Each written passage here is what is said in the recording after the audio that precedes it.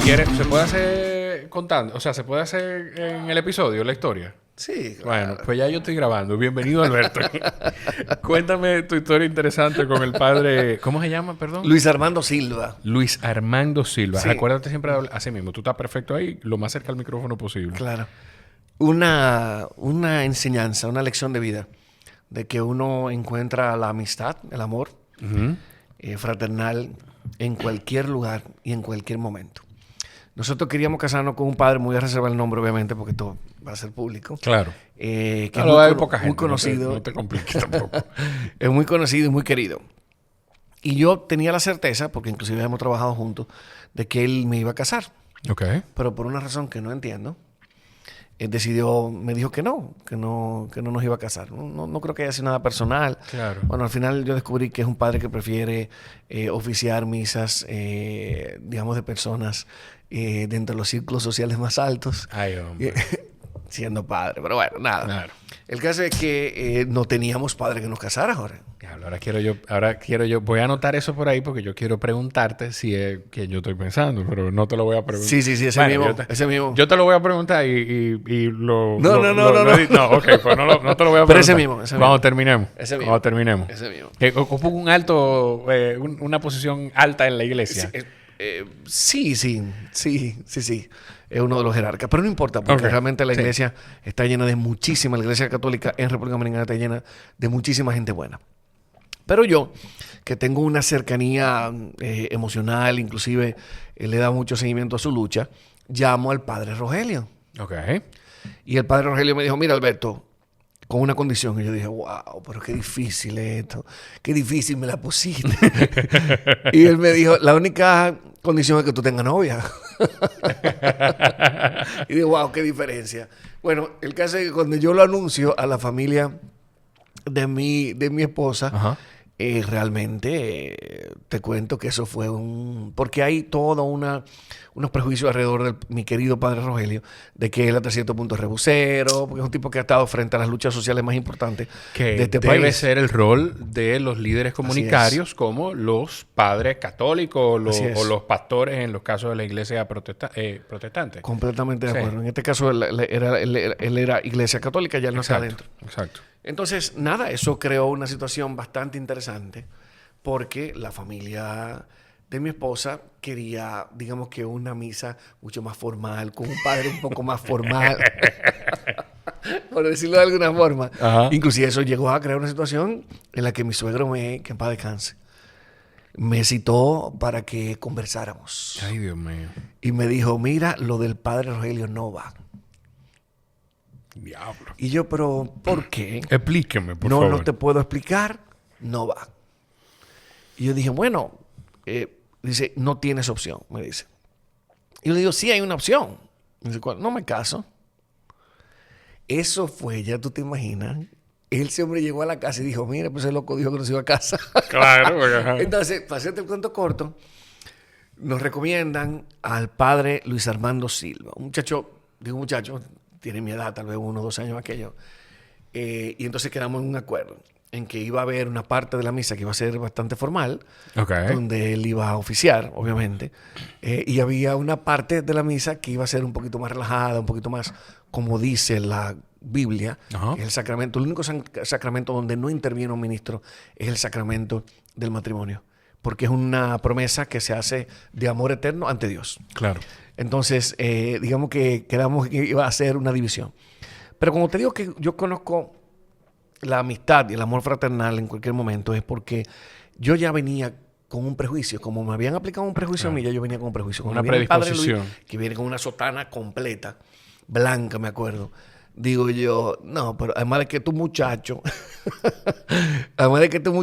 es una persona que viene de una orden religiosa que hasta le han hecho libros a eso y lo han criticado, que es el tema del Opus Dei. De nuevo, los prejuicios, Jorge. Claro. Y yo digo, tú ves, yo tengo un padre que es liberal, yo tengo un padre que es chulo, y tú me vienes a traer un padre del Opus Dei. Bueno, por hacerte el cuento corto, yo me casé en la Regina Angelorum, ahí están los restos del padre Villini, que es mi tío bisabuelo. Entonces, para nosotros tenía una importancia particular, porque el padre Villini fue eso. Fue un cura que se entregó a la gente. Acuérdate que él funda la lotería precisamente para poder tener los fondos, para poder tener un centro donde había personas que tenían deficiencia de tipo mental. El primer manicomio que tuvimos en República Dominicana. O sea que tenía todo un significado y el padre Luis pudo rescatar eso. Somos amigos, de que jugamos tenis juntos, Ay, qué bien. De que él es nuestro guía espiritual. Es decir, esa persona a la que tú llamas cuando ya se te agota ese espacio con tu mamá, con tu papá, con tus hermanos, y tú buscas un poquito de guía espiritual. Con tu esposa, que me imagino que pasa también. Por supuesto. Bueno, lo que pasa es que él es el guía espiritual de los dos. Exacto. O sea que es una historia muy interesante que tengo. El padre venezolano de Barquisimeto, como tu novia. Sí. O sea que, nada, eso me hace inclusive hasta ganar un poquito más de cariño a tu novia más rápido. Y bueno, y obviamente propiciar que haya un encuentro y que nos conozcamos. Un tipo fascinante. Qué bueno. Y aprovecho para saludar a mi queridísimo padre Rogelio, que está ahí en los afanes de lo que pasó en Cotuí. De lo que pasó en Cotuí. Tú sabes que yo quisiera traer al padre Rogelio. Debe ser una conversación interesantísima. Sumamente bonita, sumamente humana.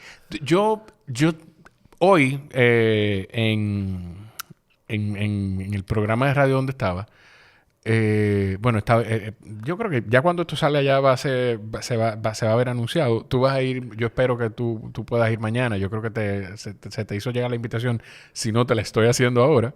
Mañana se va a hacer el relanzamiento oficial del programa No Se Diga Más, que se transmite en Top Latina, 101.7, de 7 a 9 de la mañana.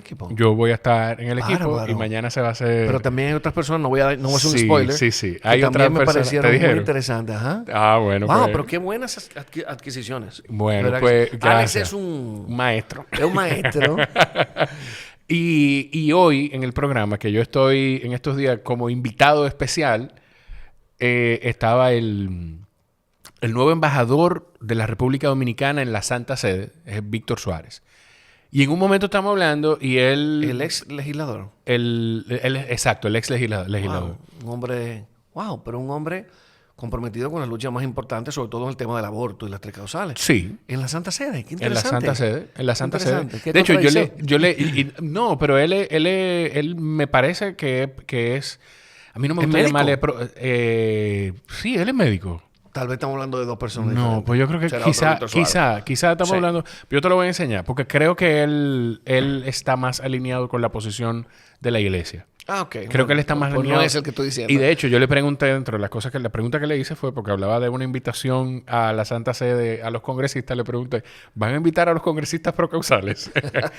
Pero donde voy es que en ese momento él estaba hablando y habla de que él pertenece a la comunidad de Maús. Y yo de una le digo, oye, bueno, yo hice retiro de Maús y aunque no voy a la comunidad ya, pues uno no deja de sentirse parte de la comunidad. Es una experiencia bellísima y maravillosa que a quien sea que tenga la oportunidad de hacerla, lo invito a hacerla. Uno no cuenta ni da detalles de lo que se vive allí, pero es una experiencia bellísima y no hay que ser católico ni me importa la religión, si tú crees y no crees. Es bonito. Lo que hay que ser respetuoso de los rituales y prestarse a vivir esa experiencia. Y cuando terminamos, porque él entonces, inmediatamente yo le dije eso, él entendió.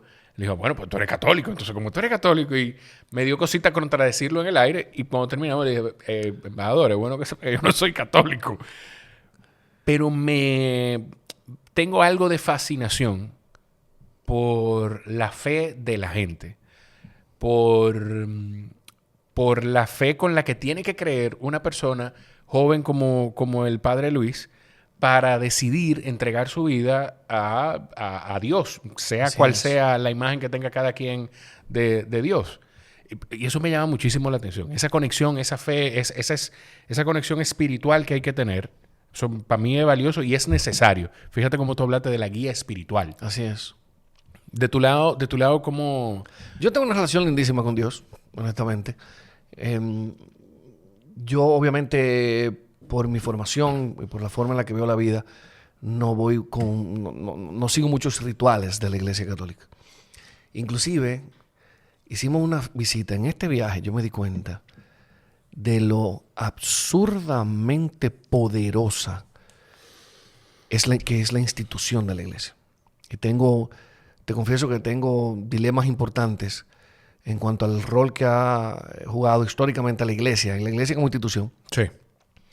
Y sobre todo, luego de presenciar la inmensa riqueza que tiene en obras de arte. Ahora en el Vaticano. ¿Tú estuviste en el Vaticano?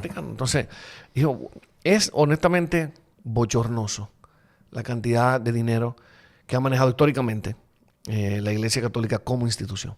Hay una iglesia, como todo, va a pasar y vamos a hablar de eso en algún momento, pasa con los partidos políticos. Claro. Con toda institución de poder hay una base que es comprometida, que responde a los mejores intereses, y hay una cúpula que no siempre, digamos, que obedece a los intereses que debe tener la institución. Yo creo mucho en esa iglesia del Padre Rogelio, esa iglesia que está comprometida, que forma líderes comunitarios, esa iglesia que va de la mano con los más necesitados.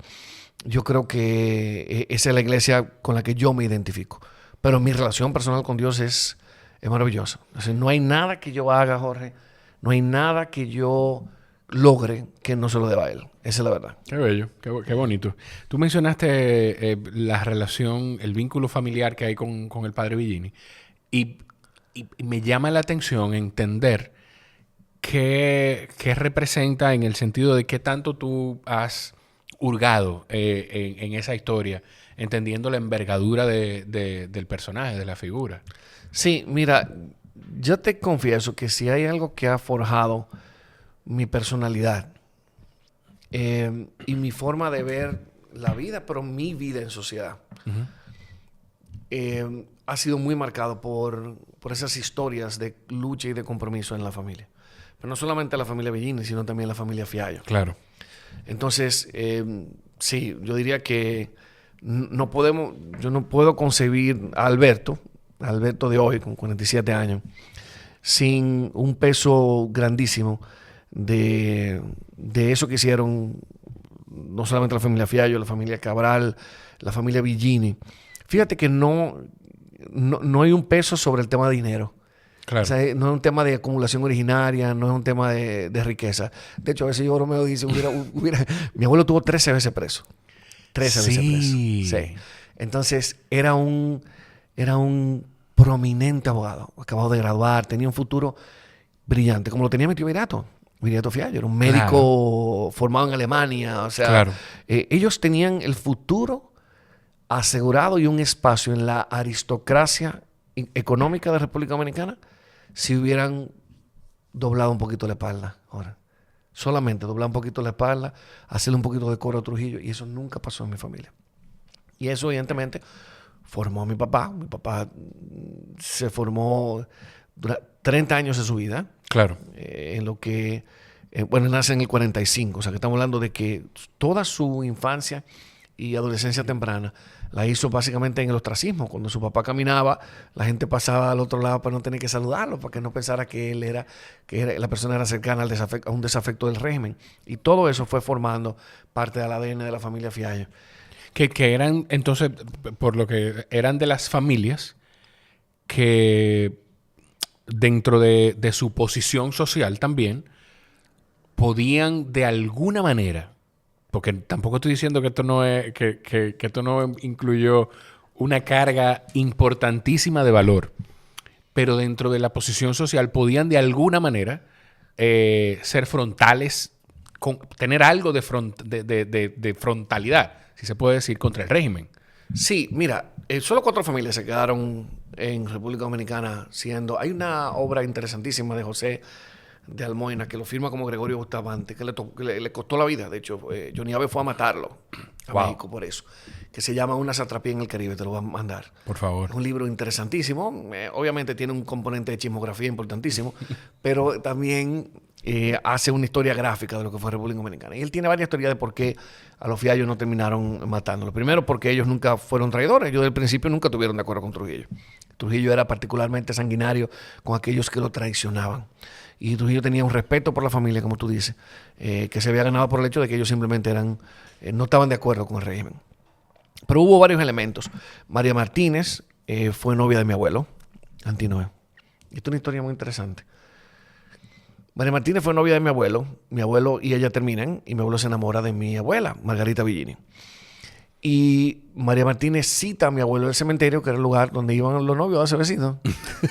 El cementerio, qué tétrico. Y entonces cuando se citan al cementerio, María Martínez le dice, mira, Antinoe, el brigadier Trujillo me ha pedido matrimonio y yo quiero saber cuál es tu última palabra. Y él dijo, yo estoy enamorado de la señorita Margarita Villini y me voy a casar. Se envenenó, men. Se envenenó. Quien le salva la vida es Viriato Fiallo. Eso está reseñado en la historia.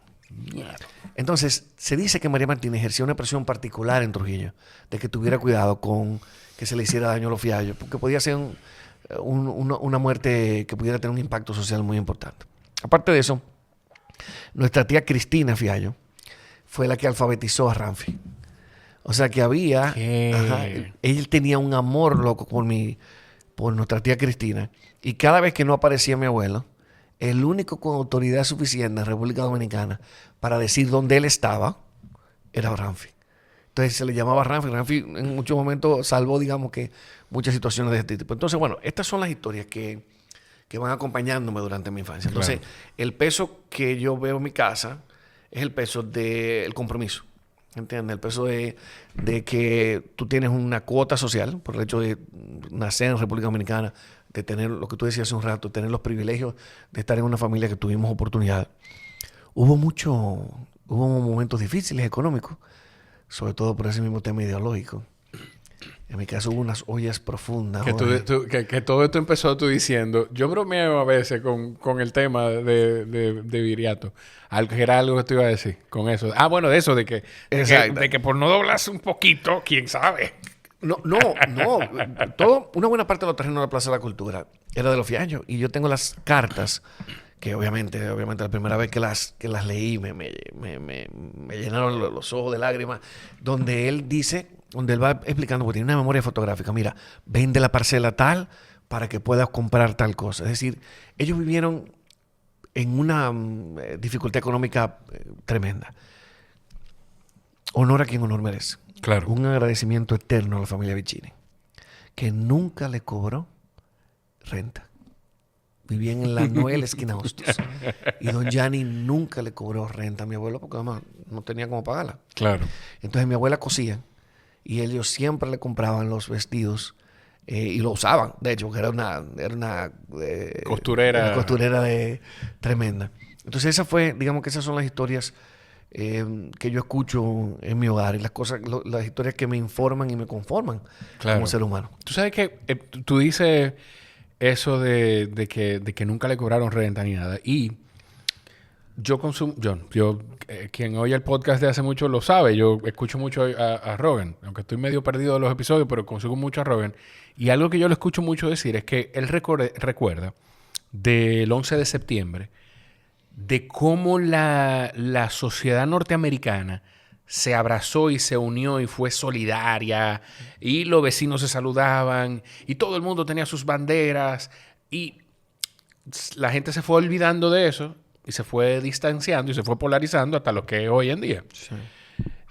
Y la verdad es que aunque nosotros, se vivió en este país esa situación con Trujillo, se vivió lo que se vivió con los 12 años de Joaquín Balaguer, y de una forma u otra,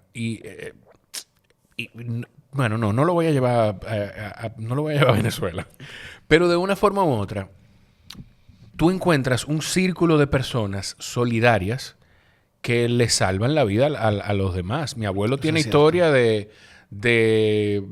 bueno, hay historias de mi abuelo de que la calle donde ellos viven hoy en día, que vivían en otra casa, pero donde viven hasta ahora hoy en día ahí, se forraba y se llenaba de policías en la madrugada y cuando iban a buscarlo a la casa, mi abuelo no estaba ahí porque algún buen samaritano ya le había dicho a Rafael que recoja, que lo van a mandar a buscar hoy. O sea, y la cantidad de gente.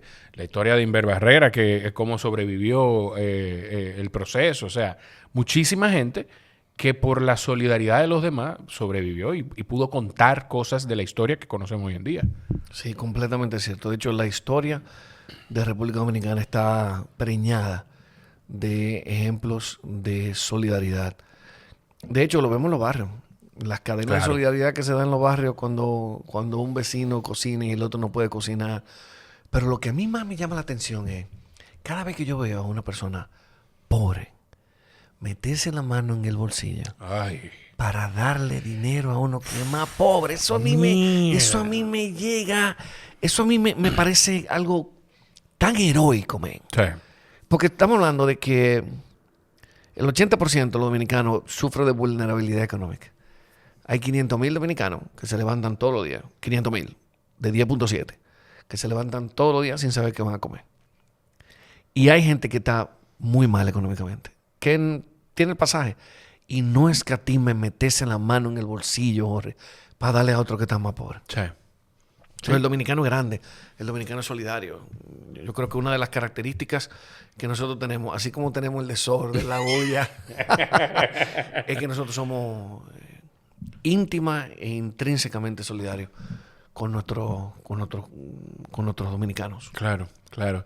¿Tú eres profesor, Alberto? Yo soy profesor hace un poquito más de 20 años. Sí.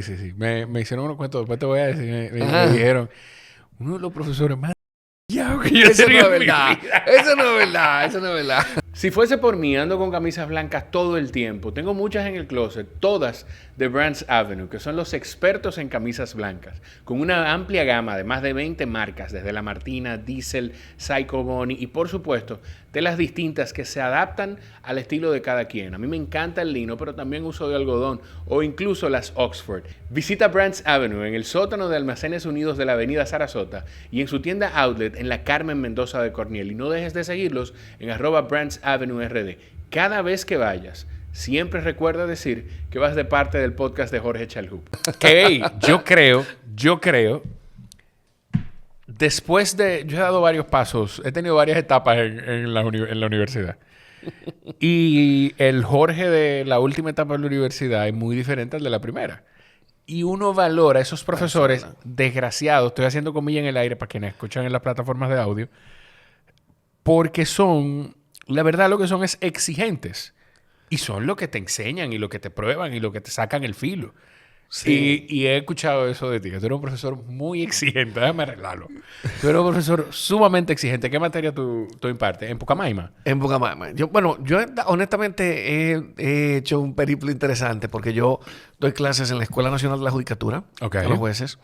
He dado clases en la UAS, he dado clases en UNIBE, en una deuda eterna con UNIBE, porque una de mis maestrías fue precisamente ahí como docente. Y principalmente a los últimos, como te digo, un poquito más de 20 años en Pucamaima, derecho constitucional y derecho tributario. La materia que más manifiesta mi amor por el estudio es definitivamente el derecho constitucional. Yo he oído eso de muchos abogados. Yo creo que Sigmund Freud me dijo eso del tema de derecho constitucional. Sí, Sigmund es administrativista, muy buen administrativista, por cierto. Sí. Pero yo creo que escuché a Sigmund o a Yayo es abogado también. Yayo es abogado también. Y fue profesor también. Hablar de eso, del tema de derecho constitucional. Eso fue la universidad que hizo ese primer acercamiento contigo, o a ti te llamó la atención en algún momento, se te despertó eso en algún momento. Toda la vida quise ser profesor. Yo hice mi segunda maestría la hice en Bristol, en Inglaterra, con una beca del gobierno británico. Y al regresar, el director de la Escuela de Derecho era el profesor Flavio Darío Espinal, a quien aprovecho para saludar. Me une un cariño tremendo con él.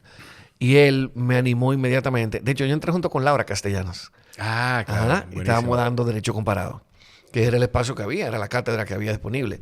De hecho, te cuento que hay varios amigos en común. No lo voy a tirar para el medio. Hay varios amigos en común que tenemos que era malísimo, porque yo entré dando clases con 24 años y esos muchachos ya se estaban graduando, o sea que ya tenían 20 años, 21 años. Y esos malvados no se ponían a estudiar el libro para hacerme preguntas para que yo no me la supiera. ¿Qué? Lo que ellos no saben es que yo tenía más estrés que ellos y ya me había leído el libro. Claro. Pero mira, yo no voy a dejar nunca la docencia. Yo creo que me va a pasar con mi papá. Mi papá tiene 79 años. Y aunque yo peleo con él para que lo haga, no hay forma de que él no deje de dar por lo menos 8 o 10 horas a la semana de clase. Él da neuropsicofarmacología. Y es médico. Y yo creo que me va a pasar igual que papi. O sea, yo creo que yo a los 80 años, mientras yo pueda facilitar el conocimiento, aunque ya me haya retirado del ejercicio, voy a dar clase. Y te voy a decir algo también. Yo no cojo esa de que los muchachos digan que están peores cada vez. Eso no es verdad. Eso no es verdad. Tengo muchos amigos que han ido dejando la docencia. Lo que pasa es que ya cuando viene la bonanza económica, tú no quieres estar, tú sabes, de que trabajando por 4,000 o 7,000 pesos mensuales. Cuando al final de cuentas es una cuestión de vocación. Entonces muchos han ido dejando y entonces se ponen detrás de la excusa de que, ahora los muchachos no quieren estudiar. No es cierto. ¿Y qué tú estás haciendo para que eso sea diferente? Exactamente. O sea, por favor. Pero además, es que ellos piensan diferente. Es que cuando yo estudié en el 1996, de hecho, yo hice 2 años de medicina, no sé si te lo conté. Sí. Espérate. Espérate un segundo. ¿Cómo medicina? Es 2 años... Bueno, que tú vienes del linaje, llamémosle. Ambos padres son médicos. Claro. Exactamente.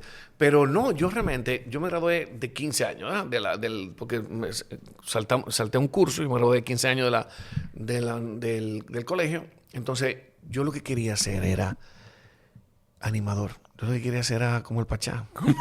Por Dios santo, Jorge. No, por Dios Alberto, santo. no, ¿Tú no te me lo imaginas lo hagas. que yo vivía cuando yo presentaba video en Mango? No, Alberto, no me lo hagas. No puede que para mí eso ser. era un sueño. No puede Sueño. ser. Era un sueño. Y cuando yo... Y de hecho, te voy a decir algo, yo lo siento todavía igualito. Cada vez que yo comunico en televisión, cada vez que yo estoy haciendo esto, como mi corazón se llena, es una cosa increíble. Toda la vida me gustó el tema de comunicación. Pero cuando yo se lo dije a mi papá, le dije, mira, papi, no, yo quiero estudiar comunicación social porque yo quiero ser presentador de televisión. Mi papá, cuando se incomoda, gaguea. Y él me dijo, mira, cacá. Tú vas a ser médico o abogado. Que lo que sigue Exacto, rima ya tú con sabes. Lebrón. Exacto. Tú vas a ser IDM. Mira, cabrón, DM. Tú lo que vas a ser médico o abogado. Y más, para que vaya picando, para que vaya maticando, te vas a meter en medicina. Y me metí en medicina con 16 años. Me pareció interesante. Yo llegué hasta clínica. O sea, que ya yo entraba a la parte que tenía que ver con fisiología. 2 años de medicina. 2 años de medicina. Ay, Dios mío. Pero mi mente y mi corazón no estaban ahí. Y el director de la Escuela de Medicina, Raimundo Jiménez, uno de los mejores pediatras que tenemos en República Dominicana, que había estudiado medicina por papi. Okay. Porque él estudiaba biología marina. Y mi papá le dijo, mira, ¿qué biología marina? Ponte a curar gente, ponte la medicina. Entonces, esa poesía, esa filosofía del médico. Estudió medicina. Y dice, mira, me dijo, yo te voy a devolver en ti, le voy a devolver a tu papá en ti el favor que él me hizo hace 20 años. Deja esto. ¿Tú no quieres ser médico? Mira, Jorge, lo llamó. Qué bueno. Lo llamó. Qué bueno. Le digo, Albertico, mira, suéltalo, men. Él no quiere ser médico. Él no es feliz. Ya tú sabes, llega a la casa, un silencio tremendo. Y entonces yo me los aprestos a irme a derecho. En el derecho encontré una pasión muy particular. Y hasta cierto punto apagué el tema de la comunicación. Fui una que otra vez a un programa de televisión. Pero yo me preocupé mucho, Jorge, por formarme robustamente. Estuve trabajando, eché los dientes. Y la primera oficina donde yo trabajé fue en Hedrick, con Pancho Álvarez, con Mary Fernández, con Roberto Rizic. No, yo tuve una suerte tremenda. De hecho, la profesora Muquien llamó a Pancho y le dijo, mira, tú tienes... Sam Ben. Y le dijo, mira, tú tienes que contratar a este muchacho. Este muchacho es una estrella. Así mismo hizo Pancho. Pancho me contrató, duré 6 años allá. Tuve la suerte de que cuando yo tenía 6 años en Hedrick, me llamó una headhunter.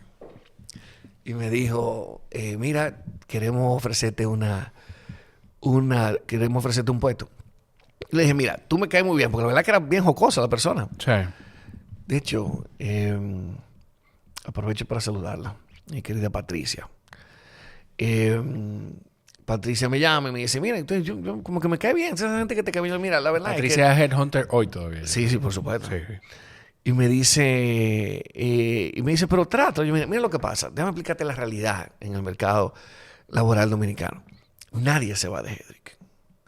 O sea, esta es la mejor oficina que hay en este país. Porque la calidad humana de sus componentes, la calidad de los trabajos que tú miras aquí ahora. Si a mí, la oficina, que esta es la segunda oficina más grande, si a mí la oficina más grande me ofreciera el doble de lo que yo estuviera ganando, se la tiro así como mira, vamos a terminar esta conversación. Como para que te digan que no. Olvídate de eso. ¿Qué? Así mismo. Entonces, y de hecho, para colmo, lo que terminó enamorándome de la idea fue que yo pude trabajar directamente con el doctor Juan Manuel Pellerano, que había conocido a mi abuelo. Obviamente, estamos hablando de Pellerano Herrera. La oficina Pellerano Herrera. La oficina Pellerano Herrera, el doctor Juan Manuel Pellerano. Don Ricardo Pellerano, que es el que estaba al frente en ese momento de la oficina, me contrata y yo conecto con el doctor Pellerano. Yo tuve... esto, hablarlo entre abogados, es como que, qué sé yo, es como que tú seas un investigador marino y tú que trabajas con Jacques Cousteau. Claro. ¿Tú me entiendes? En el Calipso. Claro. Que me sienten a Rogan aquí. Que te sienten arrogantes. Ya. Exactamente. Entonces, yo tuve la oportunidad inclusive de subir audiencia con el doctor Pellerano. Wow. Eso a mí obviamente me llenó mucho. Que te pagaran el doble contribuyó un poco en la motivación. Pero esa es la verdad. Y que era una oficina grande. Pero para que tú veas lo que es calidad humana. Ahí me hicieron mi fiesta de despedida en Hedrick. Qué bueno. Enseñándome a la competencia. Pero esa es la calidad humana de todos los socios que componen esa oficina. Entonces, digamos que volviendo al tema nuestro de la clase, te voy a hacer una anécdota que te va a parecer interesante. Claro. Yo creo que van cambiando la forma en la que piensan, sienten y vibran los jóvenes. Claro. Y yo trato de hacer siempre, de tener esos espacios de conexión con ellos. Porque es lo único que va a permitir que yo sí, es cierto que yo soy un profesor que exige un nivel académico. Yo pienso que nosotros tenemos retos importantes en República Dominicana para elevar el nivel de la calidad de nuestra educación. Pero así mismo te digo que los jóvenes responden. Y responden inclusive con mucho mayor potencia a veces que hasta la que tú le exiges, si están motivados. Claro. Entonces, lo que yo he tenido que ir haciendo es utilizar nuevas herramientas para poder conectar con ellos. Entonces, tú no puedes tener un muchacho sentado oyendo una cátedra. Tú tienes que tener un muchacho debatiendo. Que en aquel momento era la fórmula. A escribir, Sí. escribir. Todo lo que separaba un profesor a ta. Y no puede ser hoy en día, no puede ser lo mismo. No puede ser lo mismo. Pero eso no es solamente en República Dominicana. De hecho, mi señora esposa, Juliana, es egresada de Francia. Ella siempre quiso irse a Francia a estudiar Derecho. Ella hizo Derecho Administrativo en Francia. Y cuando yo la visito, que teníamos amores, cuando yo la visito, voy a una de las cátedras en la Sorbona. Tú sabes que eso para los abogados es como, bueno, la Sorbona es cuna, digamos que de una buena parte de la jurisprudencia y la doctrina que se ha desarrollado en el mundo del derecho. afrancesado del derecho. El mundo afrancesado del derecho, que es el mundo de la República Dominicana. República Dominicana y una buena parte de Latinoamérica. Y cuando yo veo eso, yo digo, no, esto es mentira. En un aula enorme, tú veías un profesor caminando de lado a lado. Y ese profesor iba haciendo una cátedra y él hasta hacía chiste y se reía él mismo. Y yo decía, no puede ser que en la Sorbona nosotros estamos viendo un profesor que está dando una cátedra sin interacción con los estudiantes en la Sorbona. Yo tuve la suerte de formarme diferente. La Escuela de Derecho de la Universidad de Bristol es una escuela que está basada básicamente en estudio de casos. Entonces yo vi una historia completamente diferente. Entonces, ¿qué hago con los estudiantes? Le doy estudio de caso, debate competitivo. Desde el primer día yo le enseño a debatir. No puede ser, Jorge, que los muchachos terminan aprendiendo a debatir al estilo abogado dominicano. ¿Tú sabes cuál es el estilo abogado dominicano? Claro. Magistrado, parece ser que la parte contraria no ha estudiado el expediente. No. Estos muchachos debaten con estilo del debate norteamericano desde que entran al primer día de clase. Y tú no te puedes imaginar cómo ellos se enamoran de la clase, porque ellos están aprendiendo ellos. Claro. Los exámenes. A mí me enseñó muy temprano Orlando Jorge Mera, que en paz descanse. Sí. Fue mi profesor de Derecho Administrativo. Y él me dijo... Que dijiste de Sigmund, y sí, fue administrativo. ¿Administrativo? Sí. Sí, un gran administrativo. Y bueno, y es autor de libros en Derecho Administrativo. El caso es que ahora estamos un poquito separados ideológicamente. Vos sabés que él arma un lío con lo de la sentencia. Coño. Pero el cariño obviamente se impone. Pero bueno, el caso es que Orlando Jorge me dijo una vez que nos dio un examen de libro abierto y dijo, ustedes pueden traer hasta un abogado que ustedes quieran, porque ustedes van a poder resolver esto como abogados. Yo tengo 15 años dando clases de exámenes de libro abierto. ¿De libro abierto? ¿De libro abierto? Por supuesto, claro. Y internet y hasta ChatGPT. Ajá. O sea, oye, le metí ese elemento Claro. a ChatGPT. Porque al final de cuentas, tú solamente vas a poder responderme con las herramientas que hemos visto en la clase. Cualquier cosa que salga de ahí es disonante. O sea, yo te voy a poder evaluar perfectamente, porque lo que tengo que ver es que tú captaste la herramienta que nosotros discutimos en clase para resolver un caso práctico. Porque los abogados, los clientes no te llegan lamentablemente diciéndote, doctor, mire, yo creo que yo tengo un tema y quiero divorciarme.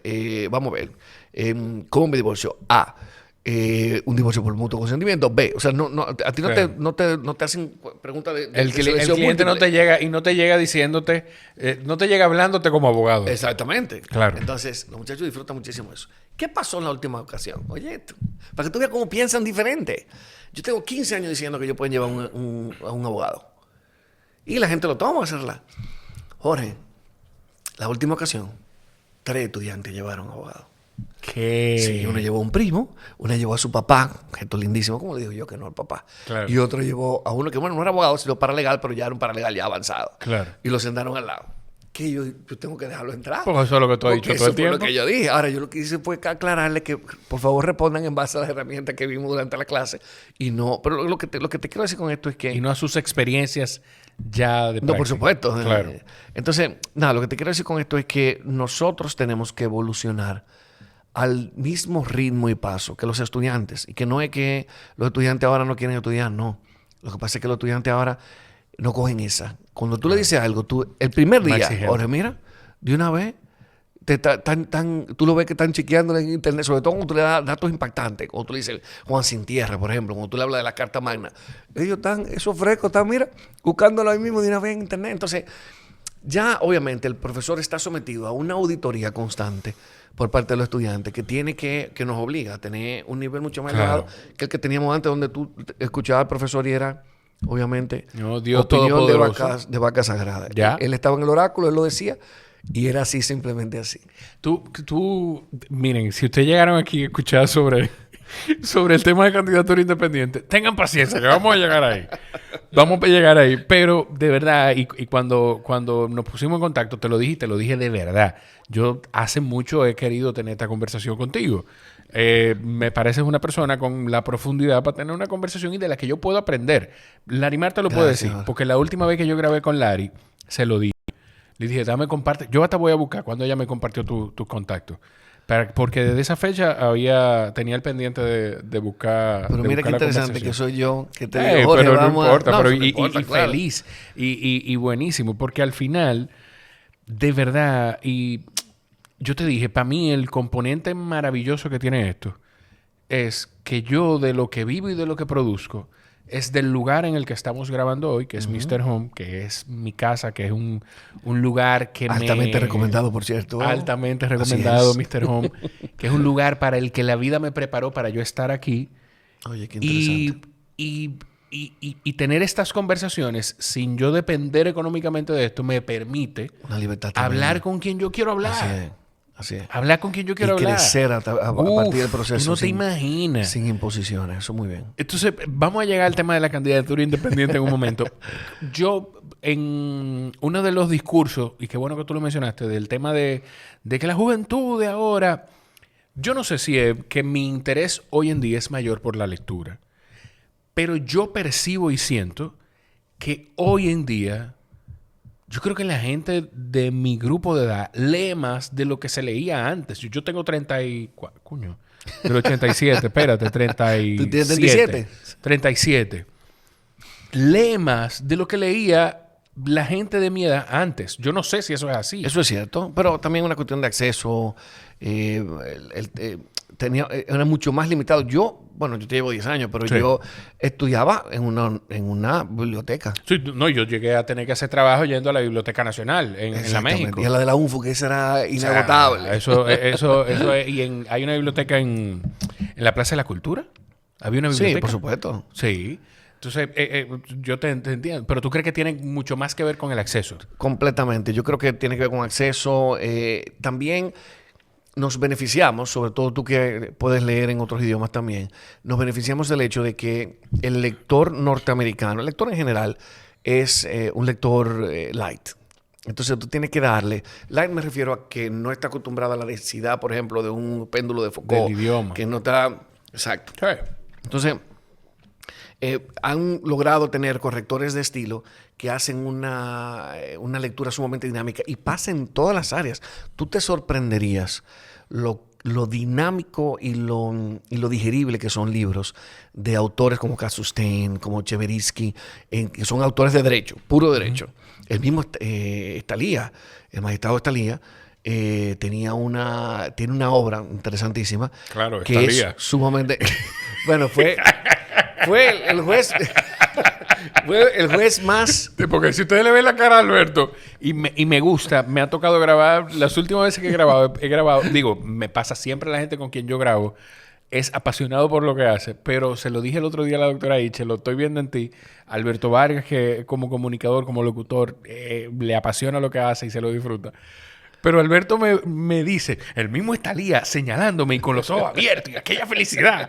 Y yo, claro, Scalia. ¿Fue, tú dices? No, juez de la Suprema Corte Norteamericana, falleció. De hecho, para que tú veas cómo son las cosas, nos separaba, muy separados ideológicamente él y yo. De hecho, era el juez más conservador. Y es de los jueces fundamentalistas, decir que obviamente son los que interpretan la letra de los Founding Fathers, de los padres fundadores. Sí. Pero yo reconocía en él, obviamente, la profundidad. Era un tipo de Nueva York que inclusive fue el juez que más, históricamente, el juez que más murmullos en el medio de las... porque hasta eso se estudia. En las audiencias de la Suprema Corte de Justicia, el que más sacó. Entonces él tiene... Digamos que hasta él, lo que quería decir, escribe un libro y los correctores de estilos entonces le dan una narrativa, una dinámica que permite que sea mucho más agradable. Claro. Entonces, y eso lo estamos viendo en otros autores, inclusive de mayor densidad. Chomsky. Por ejemplo, el último libro que estoy leyendo de Chomsky, que es precisamente La responsabilidad de los intelectuales. Oye, qué interesante. ¿Se llama el libro? Sí, me llamó la atención el libro. De hecho, me lo regaló Juliana, mi esposa, porque... con la sentencia, que vamos a hablar de la sentencia, sí. He notado que hay varios autores dominicanos que obviamente me merecen mucho cariño y respeto, que han estado criticando la sentencia. Y yo siento que ellos no están conscientes de la responsabilidad que tienen como intelectuales. Entonces yo creo que sí, yo creo que es una cuestión de acceso y yo creo que también es más entretenido leer ahora, yo creo, Jorge, que lo que era hace algunos 15 años. Claro. Y Giselita, mi hermana, que yo de hecho te invito a que tú la entrevistes. Sí, ella es la Giselita fotógrafa. Giselita es una lectora voraz, pero está en el mundo fascinante. Ella se formó en comunicación política. Okay. Wow. Pero está en el fascinante mundo de los productos ecológicos. Giselita es un alma interesantísima. Y con ella tú puedes hablar desde comunicación política, es decir, desde política, hasta lectura, digamos, hasta cierto punto más lúdica. Hay una amante de Cortázar, por ejemplo. Ella fue la que me introdujo a Rayuela en mi vida, a la maga. Y yo creo que Giselita podría ser muy interesante. Claro, tú tienes que entrevistar a todos los viajes. Sí. Porque, oye, Cristal es una joya. Es un personaje, claro. Yo estaba con alguien ayer, con un amigo a quien quiero muchísimo, Raúl Santaella, que... Raúl, querido. Bueno, pues, Raúl tiene unas ideas bastante interesantes. Raúl es sumamente de los ángeles inquieto. que la vida me mandó para abrirme los ojos con muchísimas cosas. Y yo, ¿tú sabes qué? Mucho de la curiosidad que yo tengo hoy en día tiene que ver con mi relación con Raúl. Oye, qué interesante. Con verlo... Yo no sé si pragmático es la palabra, pero con ver lo práctico y profundo que puede ser una persona a la vez. Así. Y esa es una inquietud es Raúl. Y una rebeldía natural que me encanta. Sí. Estamos hablando de Raúl Santaella de la esquina del sofá. Sí, está un poquito, digo, o tal vez que no coincidimos, pero está un poquito como calladito últimamente. No lo veo tirando bombazos como hacía antes. No, él está tranquilo, está con el acompañamiento a los atletas de endurance, de deporte. Sí, porque él mismo es un... Sí, Raúl es Ironman. Raúl ha hecho... Raúl ha hecho Ironman sin apellido, yo no me acuerdo. Yo creo que sí. Él ha hecho varios 73. Un Ironman, para quienes no saben, hay un Ironman que la gente le llama Ironman sin apellido, que es el Ironman full, y el 73 es la mitad. El full es nadar 3.8 kilómetros en mar abierto, montar 180 kilómetros de bicicleta. Ya, una cosita. Una cosita. Sí. Y correr un maratón, que son 42.195 kilómetros. ¿Y él ha hecho eso? Y es todo el mismo día. Yo lo que no recuerdo si él ha hecho el full. Creo que sí. No, Creo pero que sí, que él ha hecho le el full. aceptamos Sí, no, Raúl. Y es uno de los mejores seres humanos que yo conozco en mi vida. Aprovechamos para mandarle un abrazo. Un abrazo a Raúl. Tú sabes que me llamó mucho la atención algo que tú decías cuando te referías al juez de la Suprema, que es el tema de reconocer la profundidad. Y me imagino que eso te sirve para hacer rapport con gente que, bueno, como en el caso de esa persona, que no va alineada con lo que tú vas alineado en términos de ideología y de pensamiento, de libertades incluso, ¿verdad? Sí, yo pienso, yo respeto mucho la diversidad. Yo pienso que nosotros hemos, Jorge, invertido una energía inmensa, y Twitter es un receptáculo de eso, en resaltar nuestras diferencias. Sí. Pasa con todos los temas. Yo estoy absolutamente seguro de que, y te lo voy a demostrar con una anécdota. A ver. Yo estoy absolutamente seguro de que a nosotros nos une mucho más de lo que nos desune el tema de las tres causales. Yo estoy completamente convencido Explícame eso. de que si nosotros tuviéramos a un católico fervoroso, creyente, y a un, digamos, agnóstico, o digamos que a un ateo, coincidirían en que no es digno que una niña esté embarazada y tenga que cargar el fruto de una violación. Estoy también completamente seguro de que ambos estarían de acuerdo con que someter a una mujer a llevar un embarazo completo de un niño sin cerebro es simplemente inaceptable. O que el médico tenga que dejar que muera la mujer por no salvarla cuando está rechazando un feto, por ejemplo. Entonces yo creo que, pero es más fácil invertir tiempo y energía en separarnos. Yo estuve muy de cerca con el caso de Esperancita. Yo no sé si tú recuerdas el caso De de Esperancita. Esperanza Riches. No. No, ese es Esmeralda. No, la verdad yo no es un recuerdo. caso. No, no recuerdo el caso fue, de Esperancita. bueno, te voy a decir, eso ocurrió en el año 2005, 2006. No, O sea, la verdad no lo recuerdo. yo te lo cuento. Esperancita era una niña que tenía un embarazo, que llegó con un fuerte dolor abdominal a la clínica. De hecho, fue al hospital del SEMA, del Seguro Médico de Maestros. Mi papá en ese momento era el director del hospital del SEMA, ¿okay? Del SEMA en general, y obviamente dirigía el hospital. Y oye, ¿qué dilema se planteó ahí? La niña, cuando le hacen los estudios, resulta que tiene leucemia. Y hay que comenzar el tratamiento ya, obviamente de quimioterapia. ¿Qué se planteó en la situación? Si le aplican la quimioterapia, Claro. el feto podía tener lo que se llama un daño teratogénico. Es decir, que obviamente podía hacerlo incompatible para la vida. Pero si no se le comenzaba el tratamiento a la niña, estamos hablando de horas, días que definieron la vida de esa muchacha. Cuando se plantea el dilema y llegan los medios de comunicación, obviamente papi me pide que lo acompañe, sobre todo para la discusión desde el punto de vista constitucional, porque se crea toda esta discusión. Jorge, los primeros que llamaron para que le aplicaran la quimioterapia a la niña fue el máximo jerarca de la iglesia, el cardenal, Wow. y el representante del partido más asociado al nacionalismo, que tú sabes cuál es. Sí. Lo llamó para decir, administrenle. Al nacionalismo. Estoy haciendo comillas en el aire yo. Sí, claro. Yo hice comillas en el aire. Claro que sí. Sí.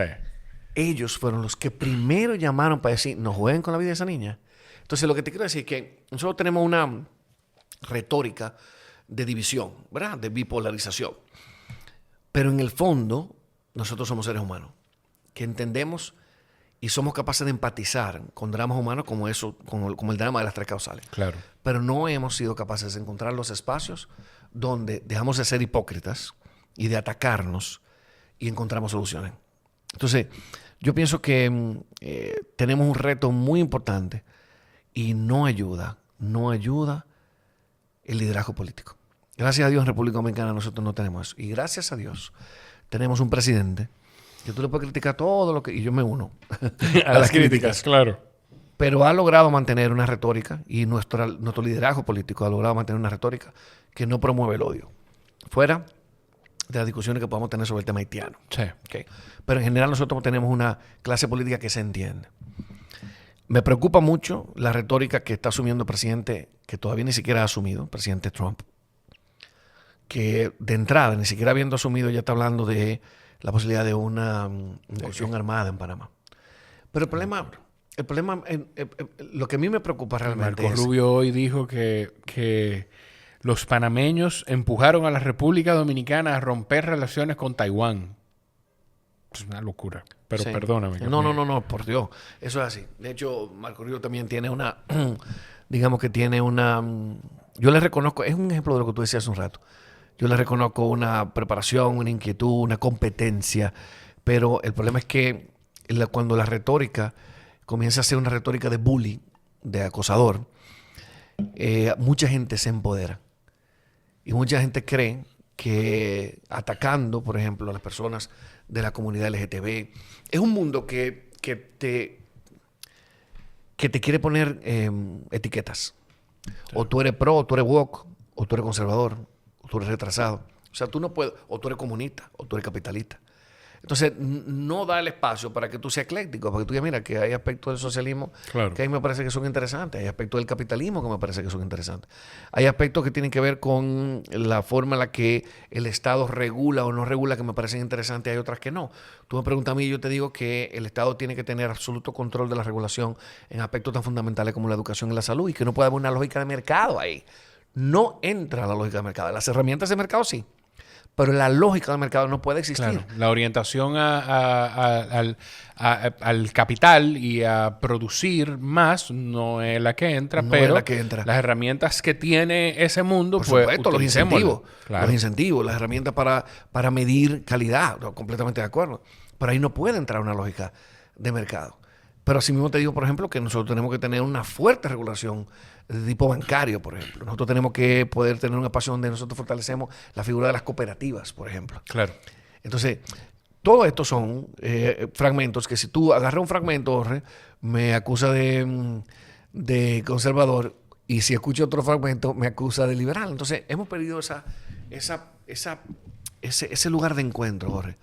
Ese lugar donde convergen intereses, donde nos despojamos de etiquetas y nos encontramos para analizar los temas con cierto nivel de profundidad. El centro. El centro. El centro no existe y si tú me preguntas, yo creo que la vida ha ido yendo de un extremo al otro. En un momento de la vida era la derecha que... Sí. Si tú eras más de derecha, pero tenías rasgos de poder estar de acuerdo con alguna cosa de la izquierda, te radicalizaban y no, pues tú lo que eres es un comunista. Y hoy en día, lamentablemente, pues se ve del otro lado, se ve del lado de la izquierda, donde quien no te deja espacio para el centro es ese lado del espectro. Pero entonces, sí. ¿Qué impacto tiene la partidocracia en eso y qué tanto puede cambiar el tema de... Yo no sé si es el cambio o la apertura a las candidaturas independientes, porque también el discurso está de que las candidaturas independientes ya eran posibles, pero qué tan posibles con todos los requisitos que existían. Claro, excelente, mira. Y con esto entramos en materia. Estuvo genial. Y con eso entramos inmediatamente en materia.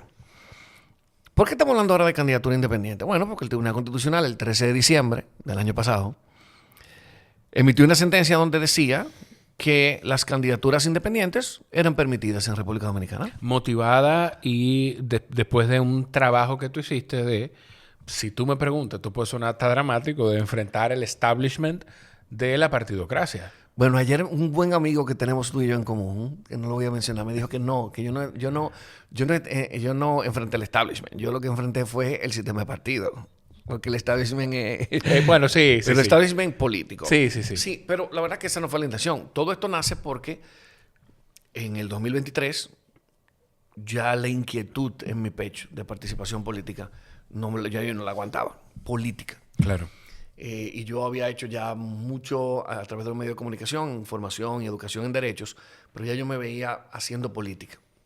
Como la opción que tenemos en la República Dominicana es la política partidaria, yo miré el espectro de partidos y me identifiqué con uno específicamente. Esa era Opción Democrática. Opción Democrática. Entonces, y con los cuales conservo una amistad bellísima, que las amistades más bellas son las que se forman hay muchos espacios de formar amistad, pero me parece que hay una belleza particular en la amistad que se forma en las aulas, esa relación que se hace con los compañeros, pero también con los profesores, con los estudiantes. Claro. Y esa amistad que se forma en la política también. Entonces yo, a Nicole Pichardo, a Samuel Bonilla, quien me une también lazos familiares, a Eric Ortiz, un hermano querido, a Minú, obviamente, José Horacio, ni siquiera, no tuviera palabras. Y todos los compañeros con los que yo compartí en ese momento, que de hecho la media es como 26 años en Opción Democrática, que yo era viejito. Eran tú y Minú. Literal. Lo siento, doña Minú, pero no, ¿sí? Imagínese, o sea, sería un descaro. Eso es así. Que de hecho ahora José Horacio asumió la presidencia. O sea Sí, que, y Miguel, que es el secretario general. Miguel Alejandro, una estrella, gran tipo, un corazón de oro y un tipo muy comprometido con los temas sociales, sobre todo municipales. Bueno, pero ¿qué pasa? La dirección política tomó la decisión. Yo no era parte de la dirección política, ni siquiera era miembro del partido. Yo era candidato a senador por iniciativa mía. Es decir, el que fue y se sentó con Minú no fue a buscarme a mí. Yo fui y me senté en Minú. A mí me gustaría poder competir internamente y ver la posibilidad de ser el candidato a senador por el Distrito Nacional de Opción Democrática. Y a ella le fascinó la idea. Nosotros nos unen lazos de amistad, pero sobre todo histórico. Claro, por favor. Hace mucho tiempo. Entonces, ella me dijo que sí. Entonces, la dirección política tomó la decisión en ese momento de hacer alianzas electorales con el Partido de la Liberación Dominicana y con la Fuerza del Pueblo. Y yo entendí que eso le quitaba todo el sustento ideológico, Jorge, a mi candidatura, que era precisamente alternativa, ser independiente. Entonces renuncié. Entonces me quedé en mi casa, así, mirando para arriba, porque yo quería participar. Eso es como el sentimiento, como que, cónchole, pero tú sabes, como cuando te vota una novia y cónchole, tú la querías, men. ¿Tú me entiendes? No, en este caso fue peor, que de hecho lo he vivido en mi vida. Porque es como terminar con una novia que tú quieres, pero que tú sabes que no va a funcionar. Claro. Entonces, ese fue el sentimiento. Como yo te quiero, puño, no yo va te a funcionar, quiero, pero yo no quiero que terminemos. Pero yo no quiero que terminemos. Entonces, claro, ese fue el sentimiento. Y entonces me puse a estudiar la ley y vi que hay dos artículos que hablaban de candidaturas independientes. Pero ¿qué pasa? Era contradictorio porque decía que podrán presentarse candidatos independientes, pero que estén inscritos en una organización política que a su vez esté reconocida por la Junta Central Electoral. Entonces, bueno, ¿es independiente o no es independiente? Exactamente. Entonces fui a la Junta y le dije, mira, Junta, esto está vago. Yo te presento mi solicitud para que tú interpretes la Constitución y la ley de manera favorable. ¿Qué es lo que dice la Constitución? La Constitución dice que cuando hay un choque de principios o cuando hay alguna vaguedad en la ley, tiene que interpretarlo de la forma más favorable a tu derecho. La Junta me dijo, sí, pero no. Lo que era de esperarse. Y luego fui al Tribunal Superior Electoral, que también me dijo, sí, pero no. Yo dije, bueno, ya, a mí solamente me queda el último lugar, la última palabra en protección de los derechos, que es el Tribunal Constitucional. Y gané, men. El tribunal decidió. De 11 jueces, 9 decidieron que efectivamente en República Dominicana hay la posibilidad de presentarse como candidatura independiente. De hecho, tenemos 100 años ya, Jorge, con esa legislación. La primera fue en 1926, casi 100 años. Y abrió la posibilidad de candidaturas independientes. Pero,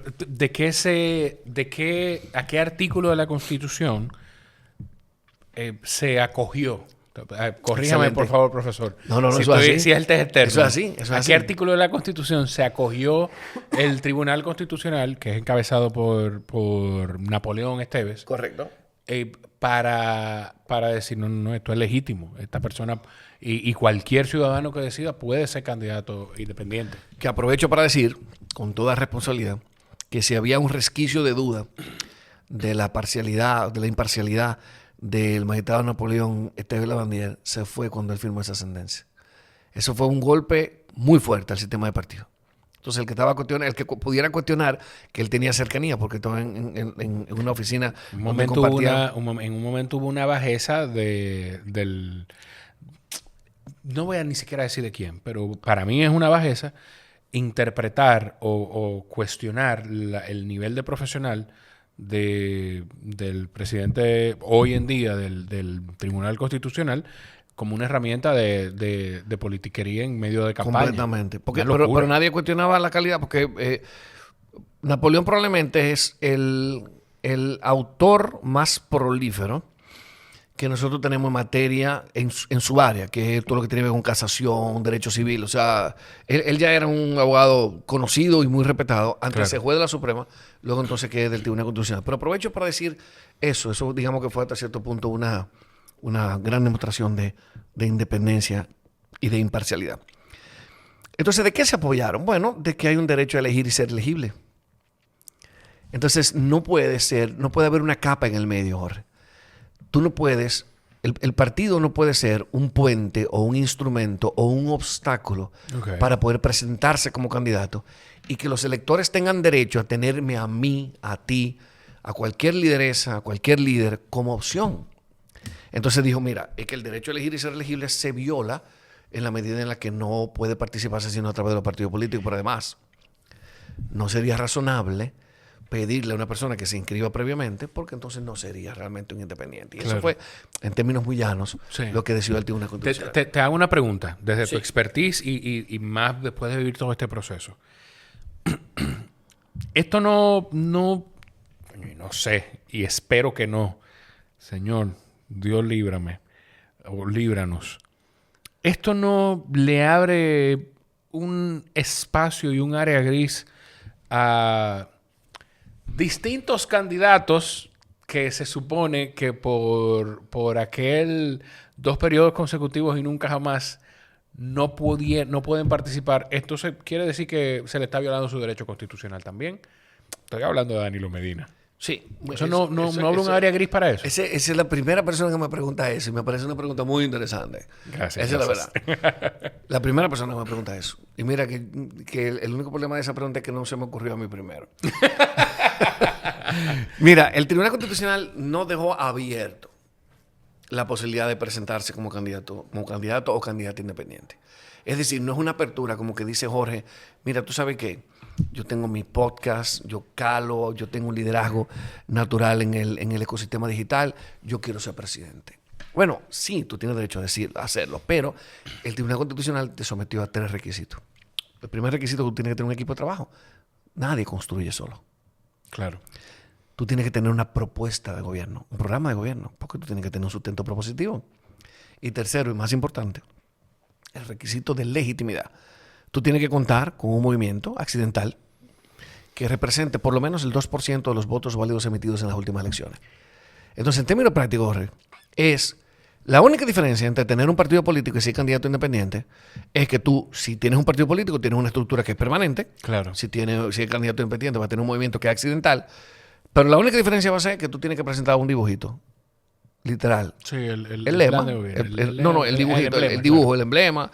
Y tienes que presentar un color. Esa es la única diferencia. Pero entonces, si o sea, mañana lo que tú me dices, y yo lo interpreto de una manera en la que mañana Danilo Medina pudiera desprenderse, ojalá para el Partido de la Liberación Dominicana, y esto pase, pudiera decir, me voy del partido. Y decir, voy a ser candidato independiente. No podría pasar. Se me está violentando un derecho constitucional. No podría pasar. No podría pasar porque la Constitución prohíbe que se pueda presentar puntualmente. De hecho, eso conlleva una discusión muy interesante en el sentido de que, bueno, al final de cuentas, ¿qué es lo que está chocando aquí? Hay un derecho a ser elegible que no debería ser limitado, pero también hay un derecho a la alternabilidad y al pluralismo político, que es lo que se está defendiendo con la prohibición de la reelección. Y obviamente también una historia nefasta que hemos tenido de modificaciones constitucionales. No, pero no hablemos de Balaguer. No hablemos de Balaguer, no hablemos de todo. No mencionemos eso. Sí. Pero sí, yo creo que esto ha creado un gran tema y de hecho me da mucho gusto que esta sentencia también ha logrado unificar a los partidos políticos. Sí, es una locura. Sí, se juntaron. Es se una juntaron. locura. O sea, no se pueden poner de acuerdo. Hoy lo Ajá. decía Máximo en el programa. Caramba, no se ponen de acuerdo para aprobar el Código Penal, si van a poner la causal a un lado y aprobar el Código Penal, pero ni para eso se ponen de acuerdo. Pero para el tema que los afecta con el término, con la amenaza a la partidocracia, porque mira, yo no sé si lo vas a decir tú, pero yo considero que verdaderamente esto es una amenaza a la partidocracia, que tiene sus cosas buenas, poderosísimas y valiosísimas, porque podríamos tener candidatos como tú.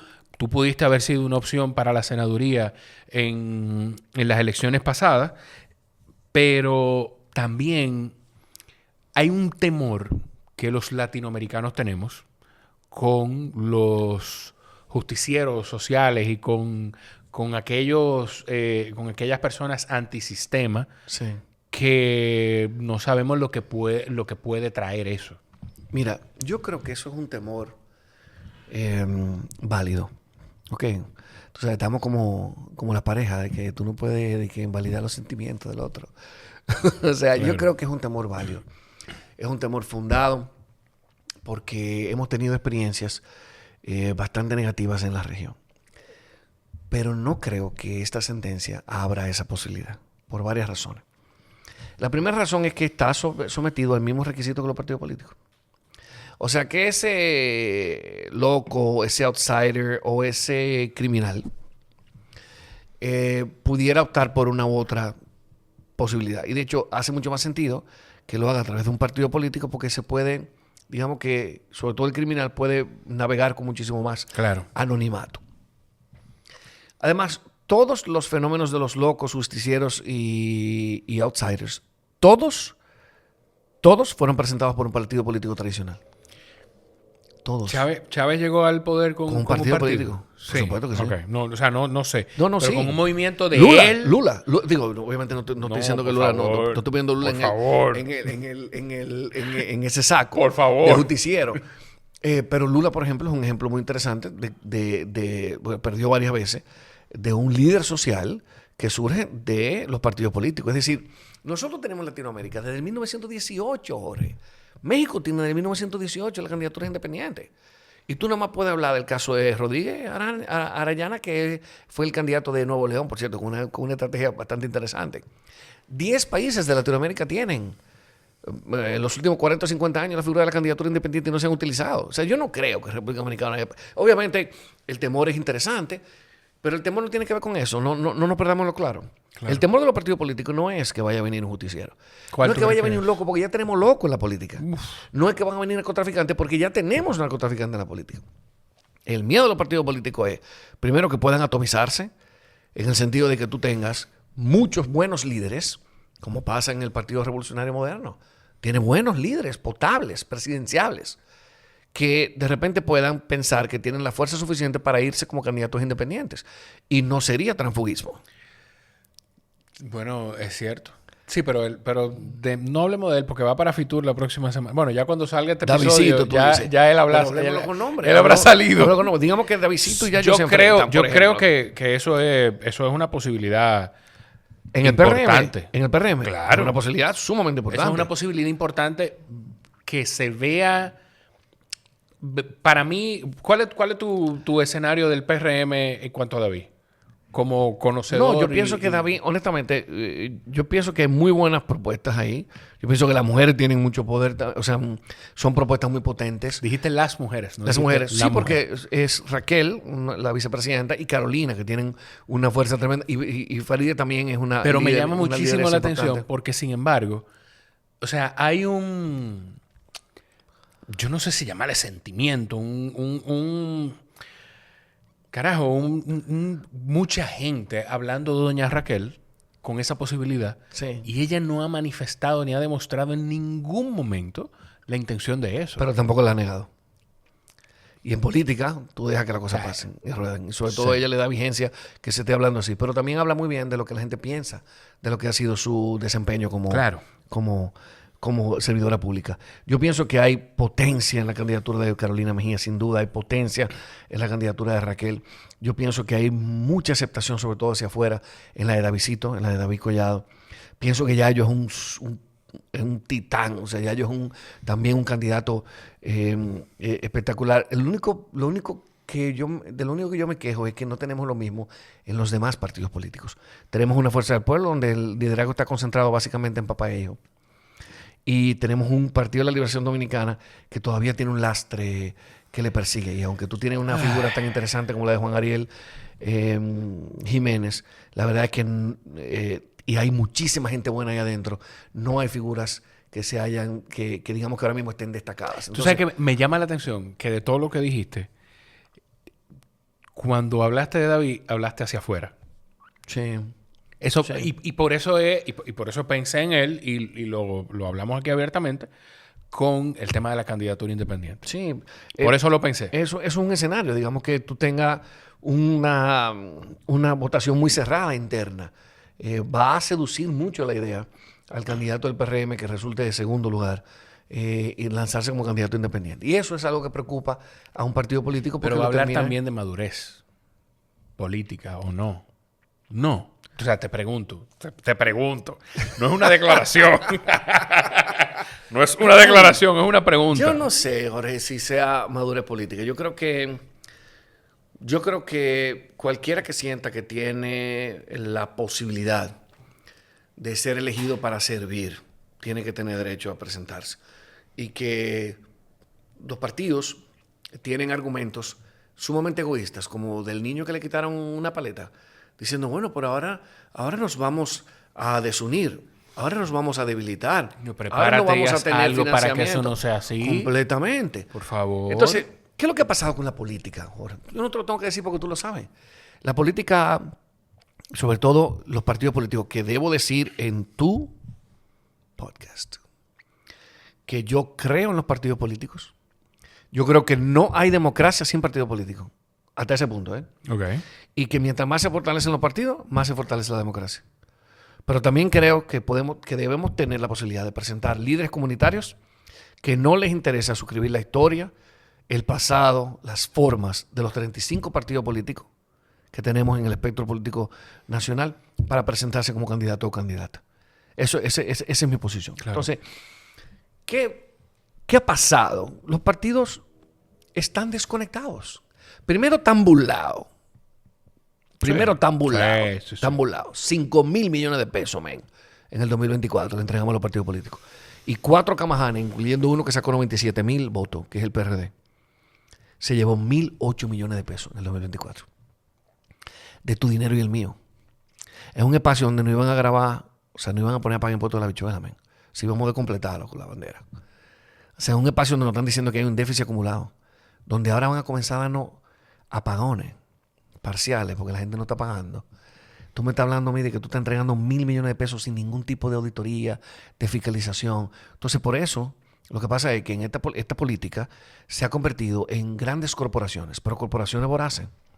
Yo no estoy hablando de corporaciones con responsabilidad social corporativa. Claro. Yo estoy hablando de negocios, espacios de negocio que le han dado cabida además al crimen y al narcotráfico, que son los que están controlando los destinos del país. ¿Y qué pasa en términos prácticos? Bueno, que nosotros tenemos un ministro de Educación diciendo que nosotros no hemos avanzado, 3 años tenía ya el gobierno, que nosotros no hemos avanzado nada con el 4%. Nada, pero no tenía que decir, lo dicen la prueba de PISA, lo dicen todas las pruebas a lo que sometemos nuestros estudiantes. Entonces nosotros tenemos una clase política, una cúpula, porque los partidos ahora están preñados de gente buena. Y tú lo sabes, tú lo conoces. Muchos de ellos son amigos de nosotros. Claro. Gente con buenísimas intenciones. Gente que está en la base, trabajando, haciendo trabajo comunitario, ganando ese espacio que al final de cuentas terminan capitalizando un grupo, una cúpula completamente desligada y desconectada, que es lo que está haciendo negocio con la política. Entonces, nosotros tenemos que avanzar. Y tenemos que avanzar por encima y a pesar de ellos. Entonces, las candidaturas independientes abren un espacio Que a mí me da risa porque, obviamente, lo que preocupa a los partidos políticos es el tema del financiamiento. Ahora van a tener que repartirse el pastel. Ya este relajo de entrega de dinero no puede pasar. Inclusive de entrega de escaños, porque ese método de Hunt es un método que favorece principalmente a los partidos más grandes. Ya eso no lo vamos a estar viendo. Si nosotros, y a mí lo que me da risa es que la gente tiene miedo de que un presidente. Señores, hay que buscar 89,000 firmas para poderse presentar como presidente. Eso no es lo que me preocupa. ¿Tú sabes dónde va a estar el poder y la potencia de esta sentencia? En la municipalidad. En la municipalidad, hermano. Claro. En esas lideresas. ¿Por qué enfatizo tanto el tema de la mujer? Bueno, primero un tema que a mí me interesa particularmente. La participación de la mujer en la política. Pero es donde yo creo que vamos a tener mayor beneficio. El 93% de las mujeres que participan en política dicen haber sido víctimas en algún momento de violencia política. 93%. ¿Tú sabes cuánto el porcentaje de alcaldesa que nosotros tenemos en 158 municipios? 10%, men. La mujer no se está metiendo en política. ¿Por qué? Porque la política es masculina y es tóxica. Sí. Entonces, ¿qué vamos a hacer con la candidata independiente? Bueno, nosotros tenemos un movimiento que se llama Movimiento Independiente Organizado. ¿Cuáles son las siglas? Movimiento Independiente Organizado mío. Mío. Está buenísimo. Oye, ya estoy feliz. Te saqué una risa. Ya. Mío, Está man. buenísimo. Mío. Buenísimo. ¿Y tú sabes lo que hace Mío? Mío va ahí al Seibo. Perdóname. Agárrame lo de mío ahí. Yo quiero escuchar lo de mío y quiero saber lo que va a pasar ahora. Pero, de verdad, esto es muy importante lo que voy a decir. Yo me estoy orinando. Dame un minuto. Voy a dejar todo corriendo y después edito. Espera. Dale. Vamos. Estamos... mío. Tú decías que ¿qué Mío. va a ser mío? Mío Claro. va... ¿Qué es Mío? Ajá. Mío va a ser la plataforma para que aquellas personas que quieran presentarse como candidato o candidata independiente puedan hacerlo con toda la diafanidad posible. Te voy a poner un ejemplo práctico. Tenemos una lideresa en el Seibo. Uh-huh. Hace trabajo comunitario y es muy respetada por la comunidad. Tiene en serio tema de residuos sólidos, de basura. Esa lideresa va a poder presentarse como candidata independiente a regidora o a alcaldesa. Bajo esa premisa, ¿qué nosotros hacemos? Nosotros vamos al Seibo. Nosotros le ayudamos con los formularios de las firmas. Obtenemos las firmas. Le preparamos el programa de gobierno. Le preparamos el equipo de trabajo. Le formamos el equipo de trabajo. Y en la capital le cuidamos la solicitud. Para que no vaya a haber, tú sabes, un tecnicismo, una formalidad que no se haya cumplido para que la Junta entonces no le permita inscribirse. Entonces nosotros somos guardianes de la independencia. Eso es lo que nosotros vamos a hacer. Bueno, pero en este proceso, o sea, eso entonces te protege a ti y a los candidatos independientes que estén en mío como movimiento de los tecnicismos y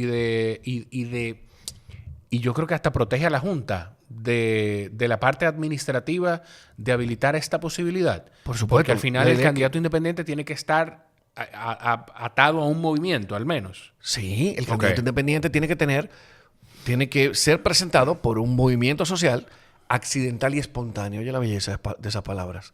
Accidental y espontáneo, que represente, como te dije, por lo menos el 2% de los votos válidos emitidos. Entonces, vamos a poner el número a eso. Para ser presidente, 89,000 firmas, ya lo vimos. Para ser senador del Distrito Nacional, 9,000 firmas. Para ser... O sea, no es un número general de la organización, sino según la candidatura por la que vaya a optar la persona. Claro. Okay. Porque es el 2% de los votos válidos emitidos en la elección para el puesto al que tú quieres aspirar. Por supuesto. Un diputado de la circunscripción número 1 serán 4,500 firmas. 4,500 Pero firmas un diputado de la U. Pedernales. Estoy haciendo un cálculo. No, mentira. Mentira. No. Pero mira. No. ¿Pero por qué tú dices no? No. Enfoquémonos en lo que tú estás diciendo, por favor. Pero después vamos a hablar de eso, ¿eh? Ay, Dios mío. 300 firmas, por ejemplo, para ser candidato a diputado de Pedernales. Pero es porque responde a la realidad de los votos que se emitieron en ese momento. Entonces, sí, la idea es ser una plataforma. Me preguntaba, y te ahorro esa pregunta, me preguntaba con bastante, vamos a decir, de manera acuciosa, no vamos a decir de manera capciosa, acuciosa. Me decía, pero ven acá, entonces ustedes se van a convertir prácticamente en un partido político. No. La plataforma es solamente para cuidar, para proteger que los candidatos y candidatas independientes puedan formarse. Luego, lo que ellos hacen cuando ganen, porque yo les deseo que ganen, Claro. es responsabilidad exclusivamente de ellos y no responde a una línea partidaria. Pero entonces, aquí, mira, yo he sido muy crítico del tema de las líneas partidarias. Pero también he ido aprendiendo dentro del proceso que cuando tú tienes un arraigo a alguna organización o a alguna institución, eso te hace ser hasta más prudente.